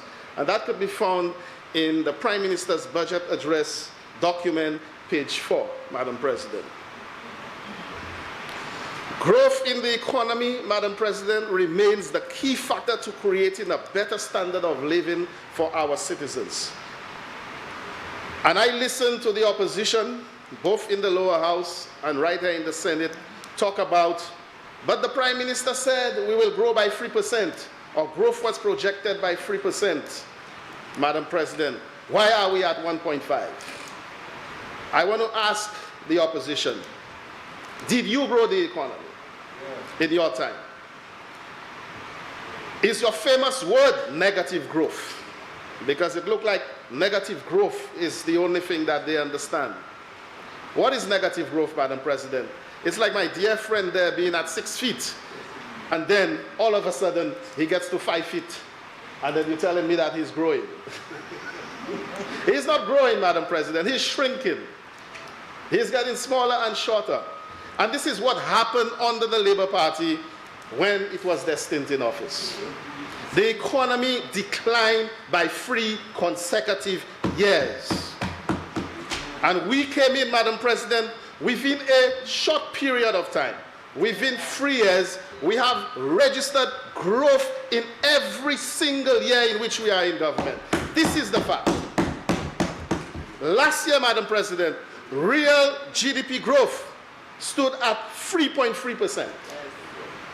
It was first estimated at 2.5%, and the revised figures 3.3%. Madam President, this year the fact remains, whether you believe that we should grow faster, the fact remains we grew. In 2008 we grew. So if we were at 6 feet, we're now at 6 feet 2 inches. That's right. Madam President, we are growing. We are indeed growing. But I can very well understand their concern. I can understand their concern because they themselves have the confidence in this government, Madam President. The opposition has the confidence in this government. Absolutely. And they expect us to grow the economy. That is why they're telling us, you are growing it, but you need to grow it more, because we believe that you can grow this economy. This is what they are saying. And so, Madam President, we believe that in 2019-2020, with all the policies presented in this budget, we believe that this economy has just kick-started. And it will grow, and it will grow at a faster rate, Madam President. Just look at the facts. Despite we had a contraction of 21.2%, 21.2% in the construction sector. And the construction sector is a sector that stimulates economic growth quite rapidly, Madam President. We had that decline in the construction sector. Building materials reduced by the same percentage, approximately 20%. But yet still, Madam President, the unemployment rate did not increase in this country. That is a fact. It remained at 20.2%. And you know where it was, Madam President, when we came in office? It was 24.5%. That is where it was under their watch. Under their watch, when that economy declined, the unemployment rate increased and increased and increased. But we stemmed it. It has never gone beyond that 24.5%. In fact, presently, as we see it, it was flat for the year 2018. So despite we had a reduction in the construction sector, and we had many people who may have had the jobs in that sector losing those jobs, the other sectors was able to absorb those employees, and we stood flat at 20%, 20.2%, Madam President. Growth, Madam President, was initiated in many sectors, led by the tourism sector. 4.3% growth in the tourism sector, Madam President. Manufacturing grew by 1.5%. And I must make special mention of agriculture. And I'm happy to see that the Minister of Agriculture is in the chamber here today, supporting us, Madam President. Yes, yes. Agriculture moved from a decline of over 5% in 2017 to a growth of 5.8%, Madam President, in 2018. Hats off to this government of St. Lucia, and I must say a special thank you and hats off to the Minister for Agriculture for initiating the policies of this government and ensuring that there is growth within the agricultural sector.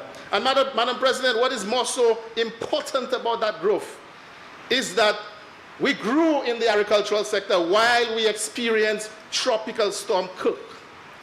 And bananas, Tropical Storm Kirk had a dilapidating effect on the banana industry, Madam President, in September. And despite that, despite we having lost the majority of our bananas, we were still able to increase, to have growth in the banana sector in particular, Madam President. That in itself, should we have not suffered that loss, Madam President, we would have grown a lot more in the agricultural sector. And I must say to the Minister of Agriculture, continue the good job on behalf of the people and the government of this country, Madam President. But before I continue along this path, Madam President, I would like to look at some of the comments and statements and presentation made by the leader of the opposition business in the Senate, Madam President.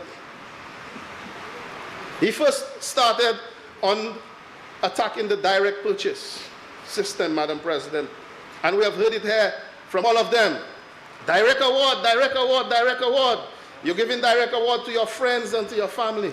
And they even say foreigners too. But Madam President, let us make the comparison. Let's make the comparison. I would like them to come to this Honorable Senate and the House and to point out a single project given by this government on the direct award where there is cost overrun. Come and present that fact. Where is the cost overrun? The direct awards that are given, Madam President, are given to contractors who have kept the time frame and who have kept the cost. And I can speak to many examples. The Diga Road Rehabilitation Project, the Tiroche Castries Road and retaining wall. All of this was done within budget, Madam President, and within time. That is what is important. Reputable, pre-qualified contractors being asked to deal with specific situations. Which is best, Madam President? Having gone through the process of direct award, picking a contractor that is reputable to do those direct awards, or going through a so-called tender process? Because we can have a tender process where we, at the end of the day, know who we want to emerge out of that process. That is quite possible. That is quite possible. So we go through a tender process. We lose time in that process. And thereafter, we award the contractor. We award a contractor a project. What happens then under the Labour Party's watch? Madam President, the Ramsaroy report has been presented to this Honorable House and Senate. Madam President, projects which were tendered, Madam President, those projects were tendered, RDP 1, RDP 2, Lagan on the West Coast Road, Lagan project, Madam President, and I quote from page 45. I think this has been made a document of the House already, so I could quote from page 45 of this document. The total contract price for the project was agreed between the government and the contractor at $43,750,000 EC dollars. It was measured work contract. Now, I'll tell you a bit about the measured works, because this is where they go and they set up their friends. Because it is like saying, Madam President, that I want you to build this wall for me.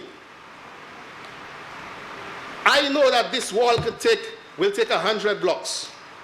But in the documents, I will put 50 blocks. And you will price for 50 blocks, Madam President. So at the end, you come and you get this job at a lower price. But I know very well, being the quantity surveyor and being your friend, that this wall will not take 50 blocks, but it will take 100 blocks. So right away, when you go, so you price, you sign $500 to put this wall with 50 blocks. Okay? But the document you sign says measured works. So when you go, you build with 100 blocks. They have to go back now and measure and find 100 blocks and pay you double for that contract. That is what they do, Madam President. So this is what is called measured works. And come on a point of order, Madam. Come on a point of order if I am not speaking the truth. There you go. Come on a point of order if I'm not speaking the truth. You are quantity surveyor. Come on a point of order. President. Senator Henry. Yeah. Madam President, the member is misrepresenting the truth on the process that he has highlighted. And I want to make use of section 46B to elucidate on this point. Oh, you elucidated? Okay. I thought you were coming on a point of Senator order. Henry, yes. Are you elucidating? Well, first, Madam President, I would like for him to state the year of the document. No, are you standing on a point of On the point of order. On the point of order. You said elucidation. Yes, Madam. Which one The is second one, point of order. The document that is referenced, I would like him to state the year of the document, so that person. Senator. Very well, Madam President. The document was a commission of inquiry dated May 6, 2009, and of course it made reference to the Lagan West Coast Road project between Soufrière and Labrie, and that project commenced under their watch. That contract was issued by the St. Lucia Labour Party, and the project started in the year 2002 while they were in office, Madam President. And it's already a document of the House? It's already a document of the House? Yes. Very well, Senator Madam Henry. President. So, Madam President, there was a consultant being paid. Madam President, point of elucidation. Madam President, the document that the member has. Senator Henry. Senator Mangal, he's standing on a point of elucidation. Point of elucidation. He's invited me and I Do would you like to. yield or not? Go ahead, go ahead. Thank you very much. Go ahead, Madam sir. President, Then please have a seat. Madam President, the document that is referenced to, and they talk about bills of quantities of measured work. Madam President, when you tender on a unit price. So the block is $50 per block. You tendered on a $50 per block. So if it is 100 block and not 50 block, you are still paid the unit price, which is the basis for the competition and not the overall price. So yes, in tender documents, the proper documents, there are provisions for variation and fluctuation, but it's done within the confines and contract of a document because you tender on that. What he is representing there is misleading in suggesting that you just put 50 blocks and tomorrow you pay 100 blocks. So that is not quantity surveying, and I think you should represent it well. Very well, Mr. Joachim Henry. You and I, we are saying the very, Senator Henry, Senator Henry, we are saying the same thing, and I'm happy that you stand on a point of elucidation to confirm exactly what I am saying. What I said and what you are saying, you are paying on a unit price, which is on one block. So if one block is going to be $5 to buy and to lay it, we both agree that it is $5. So your contract says 50 blocks at $5. That's $250. But when you go, you lay 100 blocks, okay, on the unit price of $5. So you go in now and be paid $500 instead of being paid $250. That is exactly what it is. Well, exactly. You turn down a unit price, okay? But then the unit changes. Which is best? Which is best? That you bring in a contractor with a direct award, you give him a fixed price contract, and at that time he has to deliver within a specific time or else there will be penalties. He has to deliver within a fixed price, and there are no additional costs. So if he goes there and he prices $500, $250 for that wall, or 50 blocks, and he has to put in 100 blocks. That is his problem, Madam President. He pays the difference in the cost. Not this government, not the people of St. Lucia, Madam President. Not the people of St. Lucia. But under this arrangement, Madam President, under this arrangement, it is the government and the people of St. Lucia that suffered. Because here in this report, on page 46, the contractor made a number of additional claims to the contract price. And he could have done that because it was measured works. That's why he did so. And in other words, despite the project cost being $44,524,545.78 at the initial stage, the additional works that he claimed for was more than the contract price. $55,267,199.84. So when you're talking about prudence and going through the process of tendering to ensure you get the best price, to ensure the people of this country benefit, did the people of this country benefit in this arrangement? Madam President, did the people of this country benefit? So a project moved from 44 million, Madam President, to $101 million. To $101 million. I am telling you, Madam President, I prefer to take the responsibility and to issue a direct award any day to a contractor under the conditions that he has to deliver within a fixed price and within a fixed period of time, benefiting the people of this country. Because I'm going into an arrangement that from the beginning, I know exactly what it is that I'm spending on behalf of the people of this country.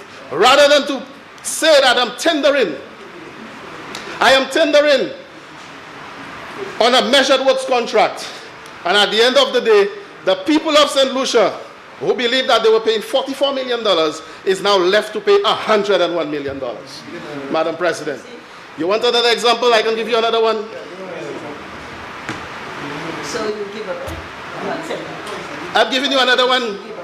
The same St. Jude's Hospital, Madam President. St. Jude Hospital that he refers to. The original price of St. Jude's Hospital was targeted at $35 million. Where it is at today? Where it is at today, Madam President? $118 million.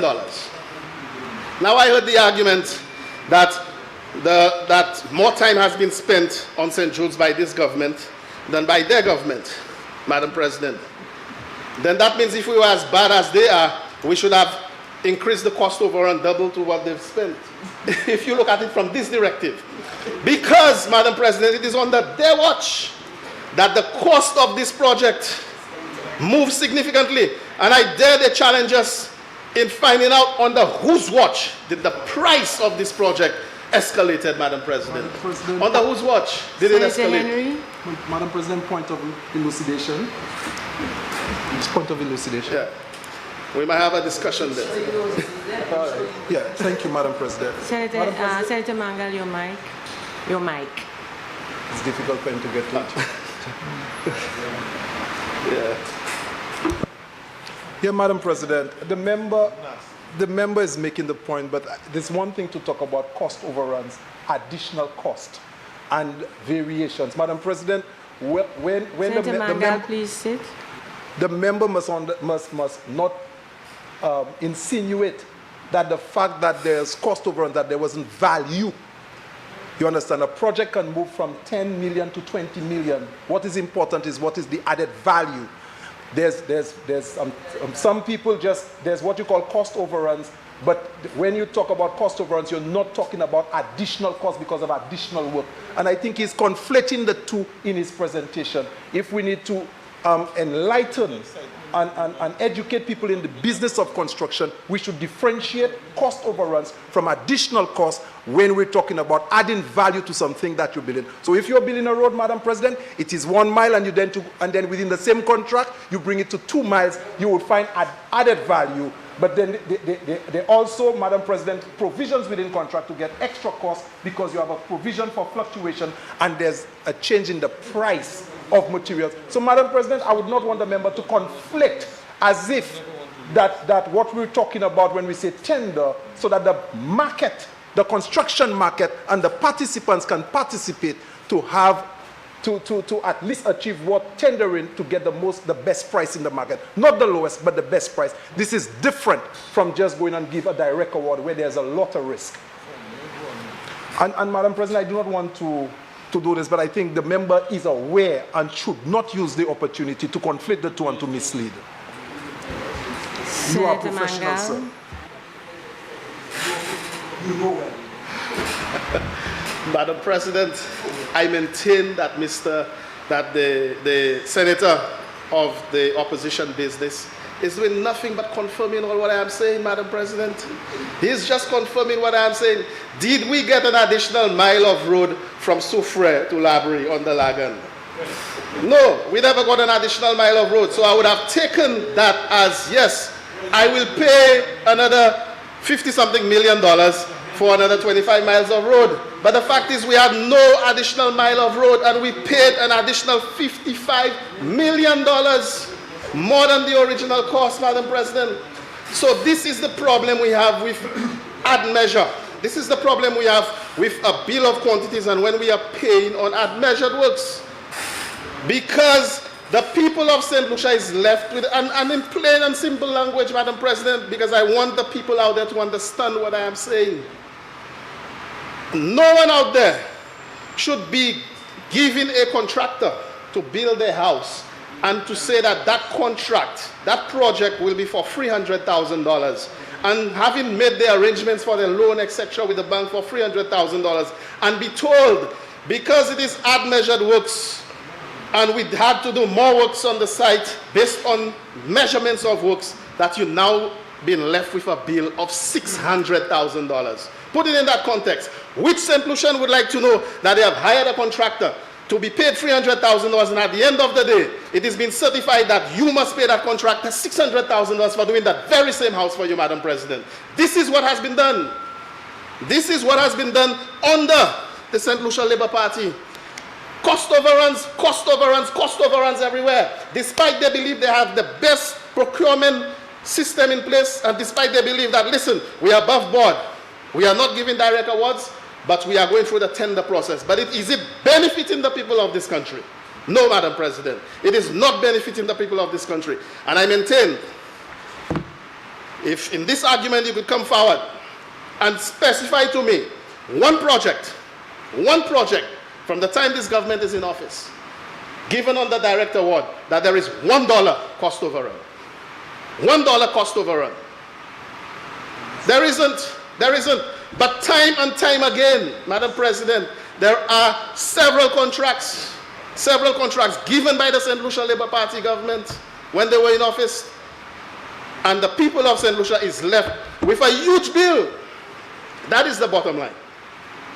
So if you say I'm giving contracts to friends and to foreigners and so on, at the end of the day, what is important is how much it is costing the people of this country and whether it is of value to the people of this country. And you say that the prices are being inflated. Take your quantity surveyor, you'll have your time to go back and take your quantity surveyor on those works. And you'll realize that when you measure it, instead of it being $16 million like in the case of Diga, you may end up with 25 million. Just be careful. Under your arrangement, you may end up with 25 million. Would you be happy to pay that contractor the additional $7 or $9 million? Would you be happy to do so, Madam President? But you see, the hypocrisy in all of that, and I hate to go there, but I must go there today, Madam President.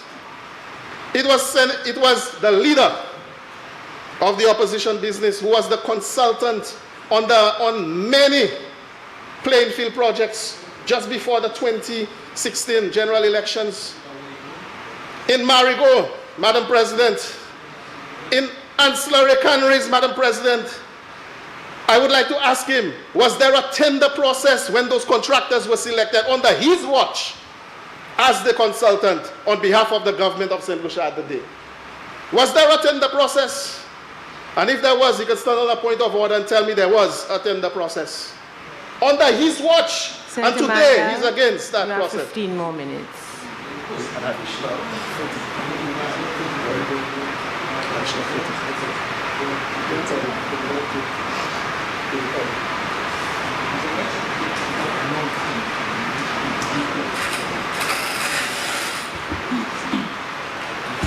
Honorable Leader of Government Business. Madam President, I would like to request under Standing Order 35-2, an additional 30 minutes to allow the Senator to conclude his presentation.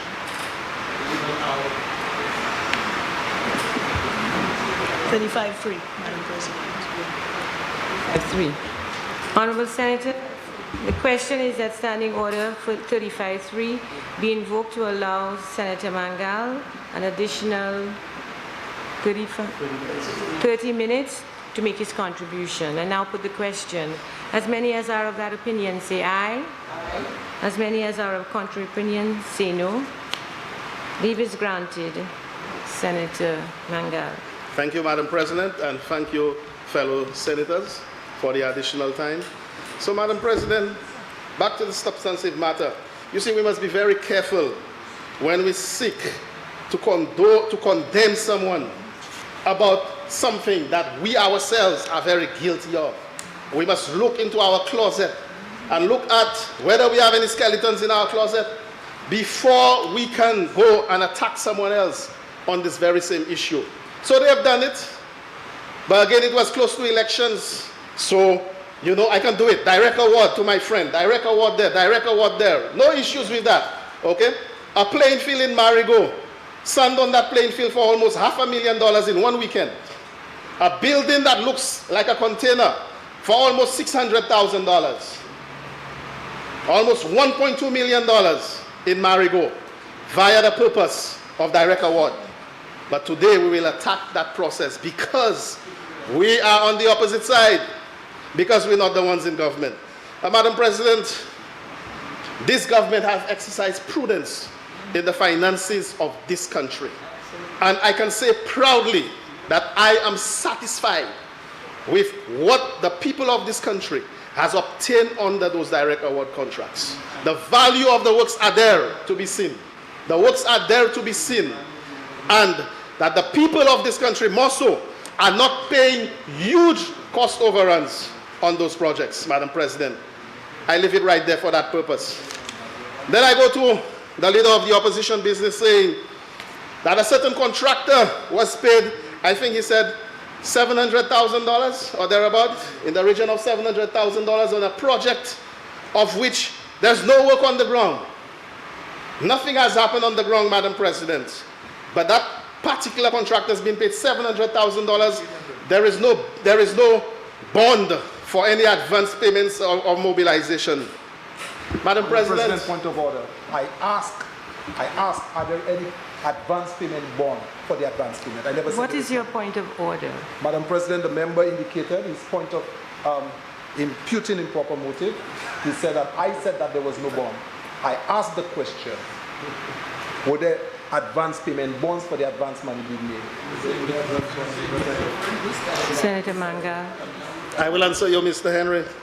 I will answer you, Senator and leader of the opposition business through you, Madam President. Despite he did not mention the project, but I believe he's talking about the Castries Market project, Madam President.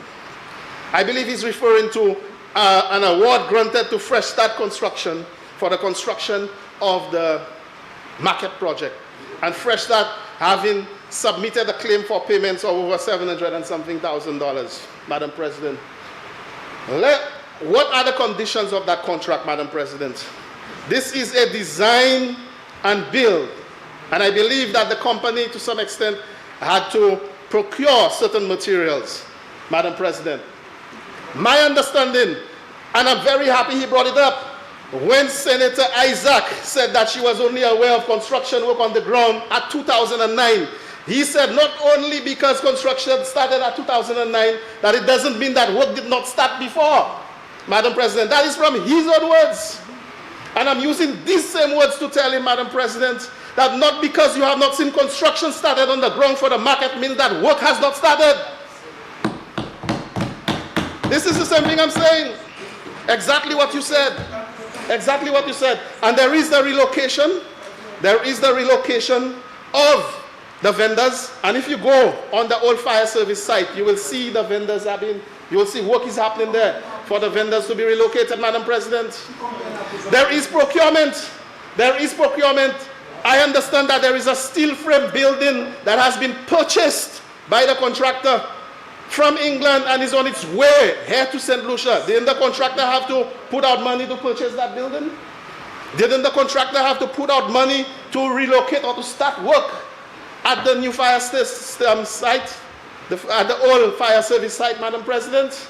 Didn't the contractor have to put out money for the design of the market building, Madam President? We are saying the same thing. So there is value. There is value and there is works that has been done. And if works has been done and the contractor makes a claim, it is verified by government officials, by professionals within the government service. And the contractor cannot just be paid if those payments are not approved. So, Madam President, this thing about paying friends, that is not the case. And I'm quite happy to say that the value of which the contractor has been paid for the market is well within what the works and the procurement that that particular contractor has done for that particular project. So there is nothing wrong. There is absolutely nothing wrong here, Madam President. Nothing wrong in that process. And so, Madam President, I will go back to the substantive business of my presentation.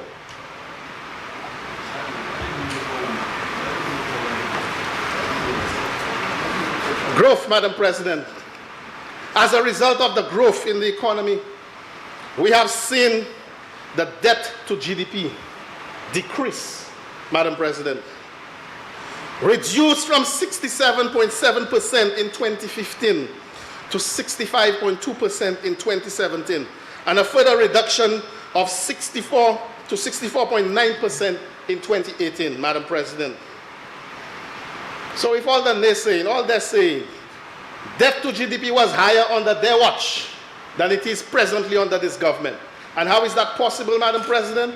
That is, a lot can be achieved when you grow the economy.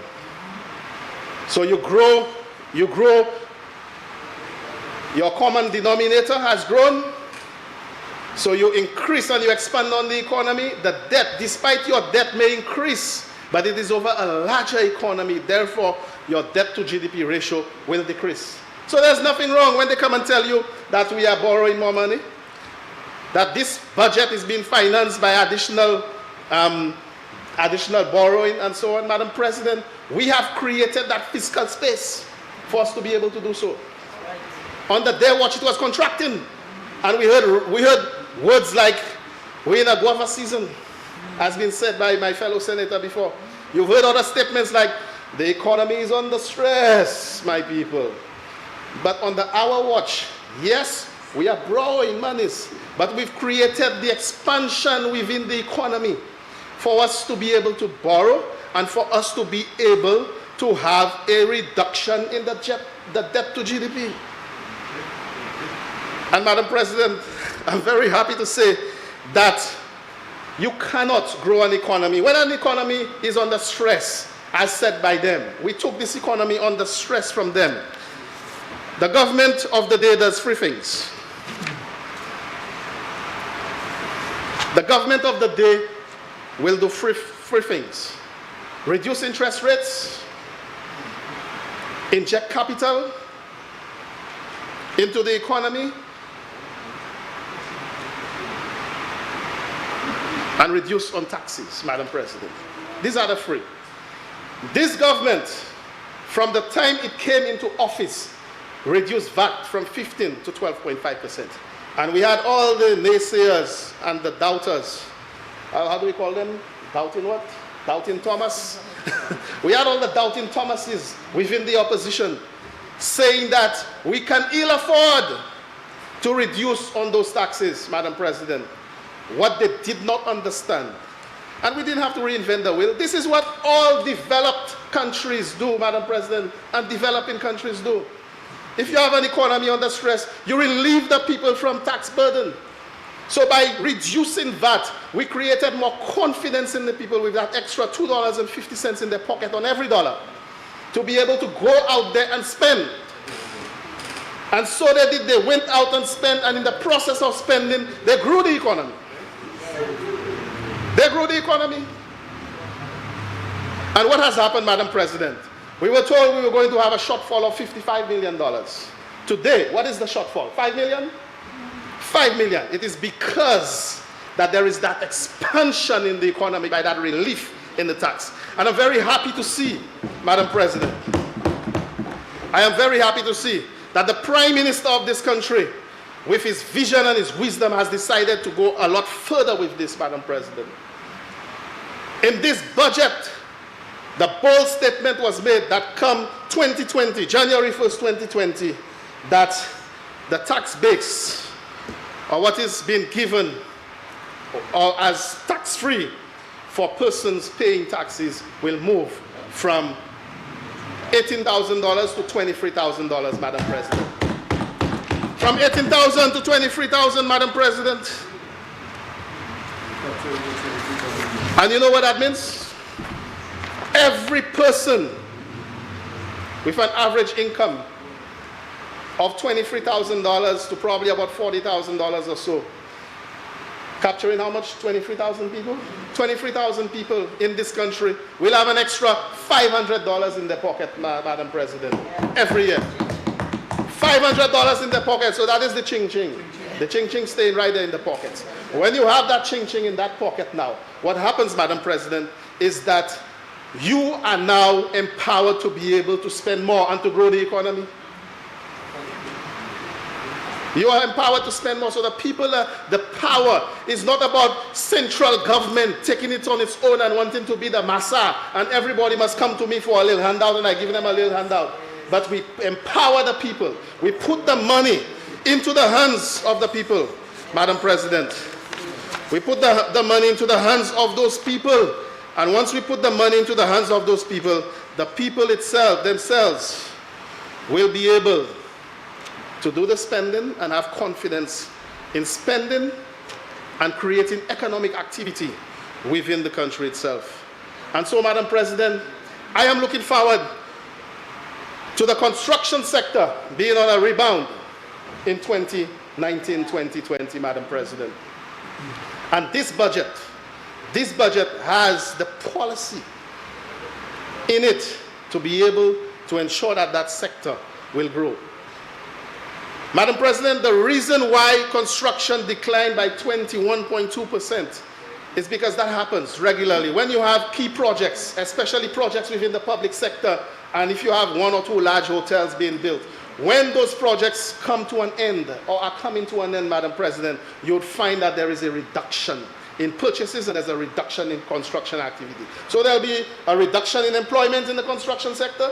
There will be a reduction in the purchase of building materials in the construction sector. And this is what happened.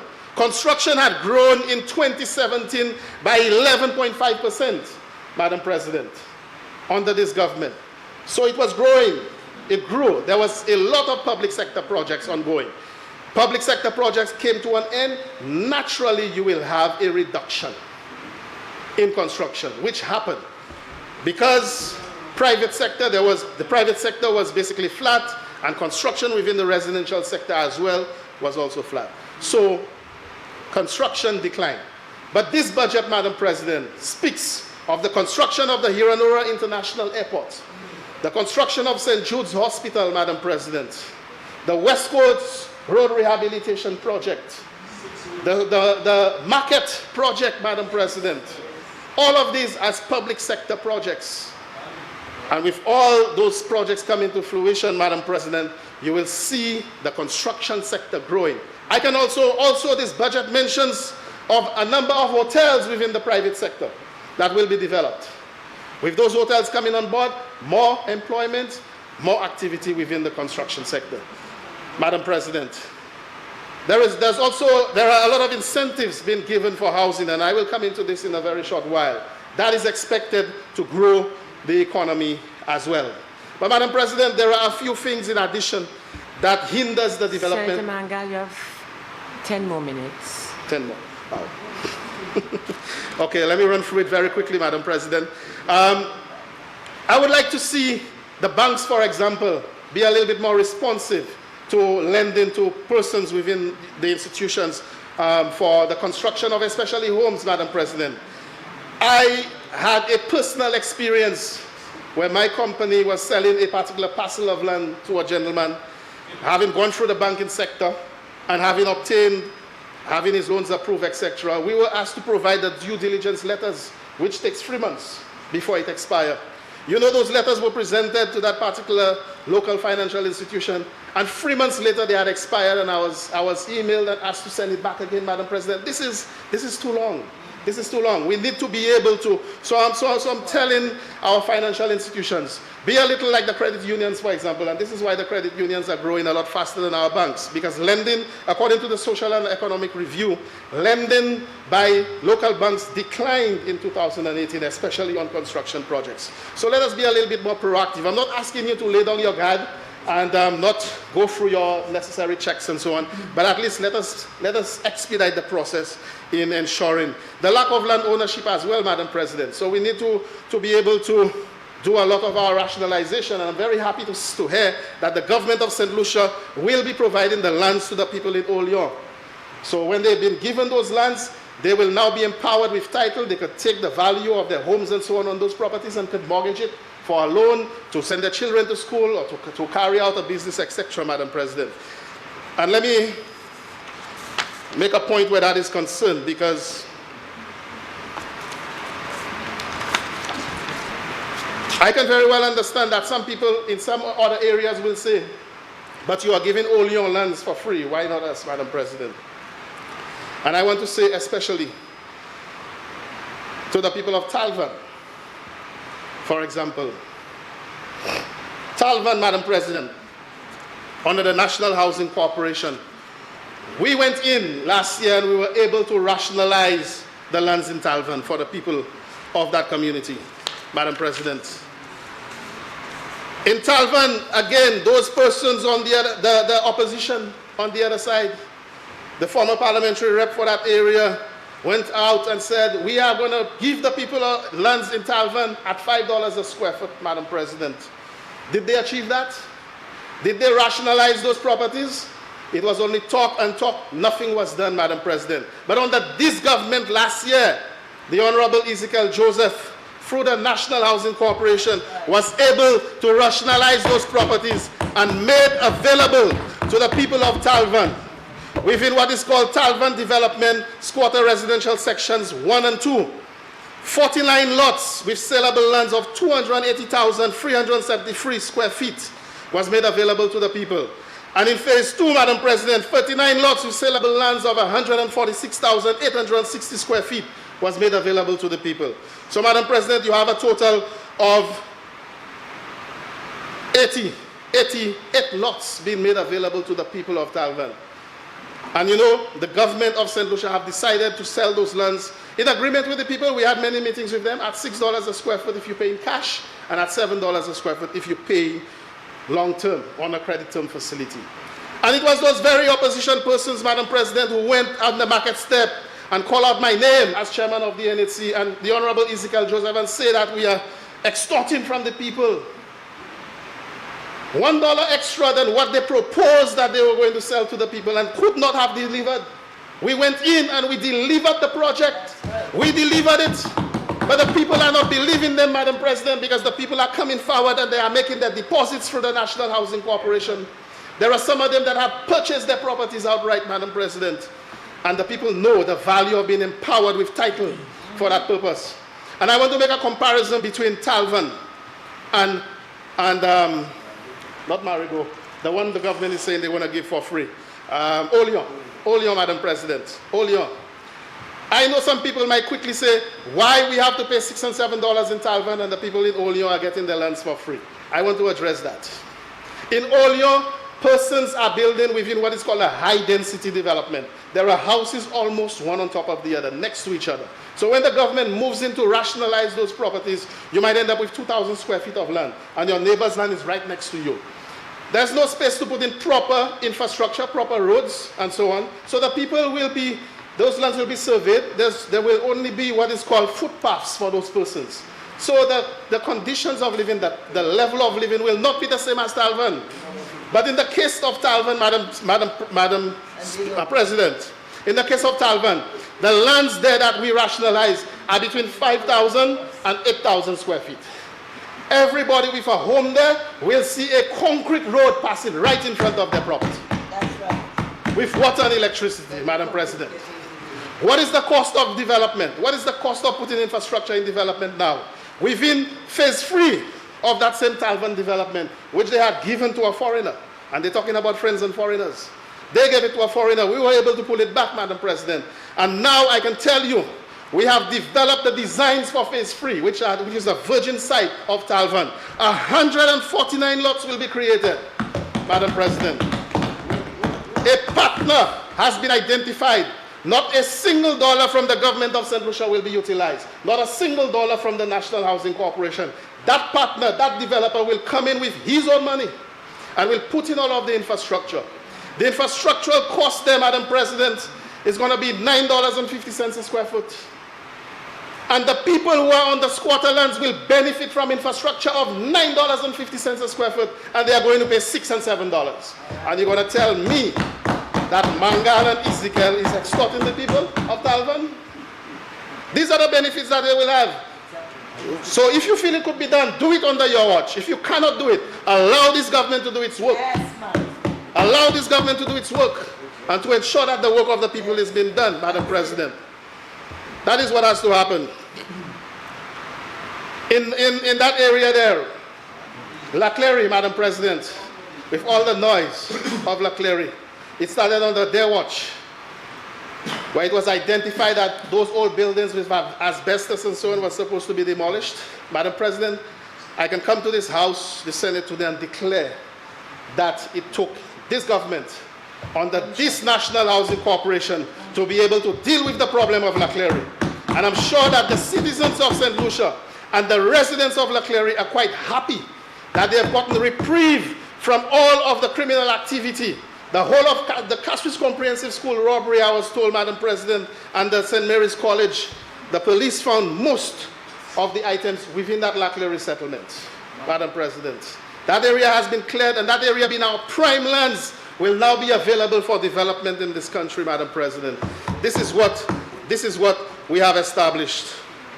And so under the PPP arrangement, Madam President, we have seen under these estimates that not a single dollar has been made available to the National Housing Corporation for construction or for the housing development program in St. Lucia. That is sad, Madam President, but I understand this, that there are competing areas which must be given priority. And despite I would like to see that the National Housing Corporation be subsidized like any other statutory body, I cannot simply, as chairman, lay down and die and cry foul and say I'm not getting a single dollar. So, Madam President, what we've done, we have thought of it hard and decided what we are going to do. And that gave birth last year to the symposium we had in July of 2018, where we invited contractors, we invited the banks, and we invited suppliers of building materials. We had a very successful symposium, Madam President, and we identified a number of sites around the island to be developed through partnership arrangements, through the public-private sector partnership arrangements. And I can tell you, Madam President, I can declare to you now, I have already told you that a partner has been chosen to develop the Talvan lands. I can also declare to you, Madam President, that the shock development has also been designed by a partner that has been selected to partner with the government of St. Lucia to develop the shock project. And a total of 234 lots will be made available between 5,000 and 24,000 square feet in that shock area, Madam President. I am very happy about those developments. We are also in discussion, Madam President, about other sites that will be developed. So I'm not coming here and just talking year after year about things that we are supposed to do and things we are going to defer and defer and defer and never get it done. Like the reopening of St. Jude's Hospital, Madam President. They gave us how many dates? 5 or 6 dates. And now they want to blame us and say we are the ones not opening it. So we're not going to do that, Madam President. But when I come here in this Honorable Senate, I am presenting to you with evidence of the tangible work that has been done by this government. And I can tell you, I can declare to you that work is in its advanced stage. And I'm happy it was the leader of the opposition business that establishes it, that work does not start only when you see work on the ground. Work starts long before that. And so work has started in shock, Madam President, if I'm to quote him, because we are designing shock. We are in the final stages of design. We are making submissions now to the various relevant agencies and authorities. And very soon, we're going to have work happening on the ground, and we'll have our groundbreaking ceremony, both in Shock and in Talvan, Madam President. This is a government that cares about these people. This is a government that will provide the basic amenities for its people in shelter, clothing, empowering them, providing the jobs they said they were going to provide and never delivered. I cannot see that a government will come into power under the promise that the first 3 priorities are jobs, jobs, jobs. And then you have the unemployment rate growing under them, Madam President. That means this government has failed. And that is why they're on the opposite side, Madam President, because the people, they are not stupid. Right? And this is why we are here entrusted to do the business of this country. And we are doing the business of this country, Madam President. We are bringing down the unemployment rate. We are providing jobs for our people. We are creating employment. We are growing the economy, Madam President. And if you want to say that it is jobs for friends, family, and foreigners, or contracts for friends, family, and foreigners, you could say so with your distraction. But the people of this country knows the real benefits. The jobs that have been created are not being created for friends and foreigners, Madam President. It has been created for St. Lucians. And I am on board with this Prime Minister, with this government, with this vision for the development of this country. I will do my utmost. And Madam President, in this regard, I provide my unwavering support, and I support this appropriation bill in its entirety. I want to thank you.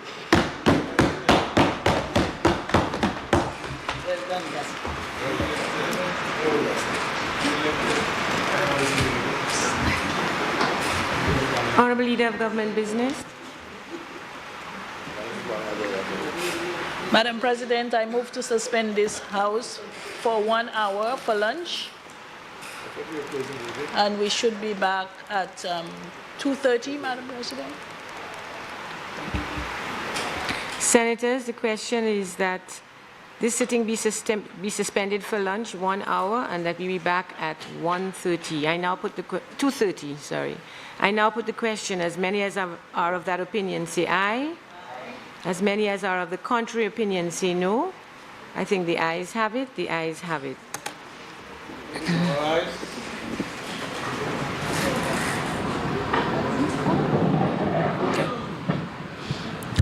And there you have it. The Senate just ended or suspended the debate of the Appropriation Bill 2019-2020 to resume at 2:30 p.m. This morning we heard from the new leader of government business, the Honorable Senator Mary Isaac, who is also the Minister for Health and Wellness. We also heard from the leader of the opposition business, Senator Joachim Henry, and we also heard from Senator Mangal. Today we also saw the swearing in of a new senator, Mr. Senator Francisco Jean-Pierre, who will be making his presentation today as well. So thank you so much for tuning in to the National Television Network. The House has been suspended and will resume at 2:30 p.m.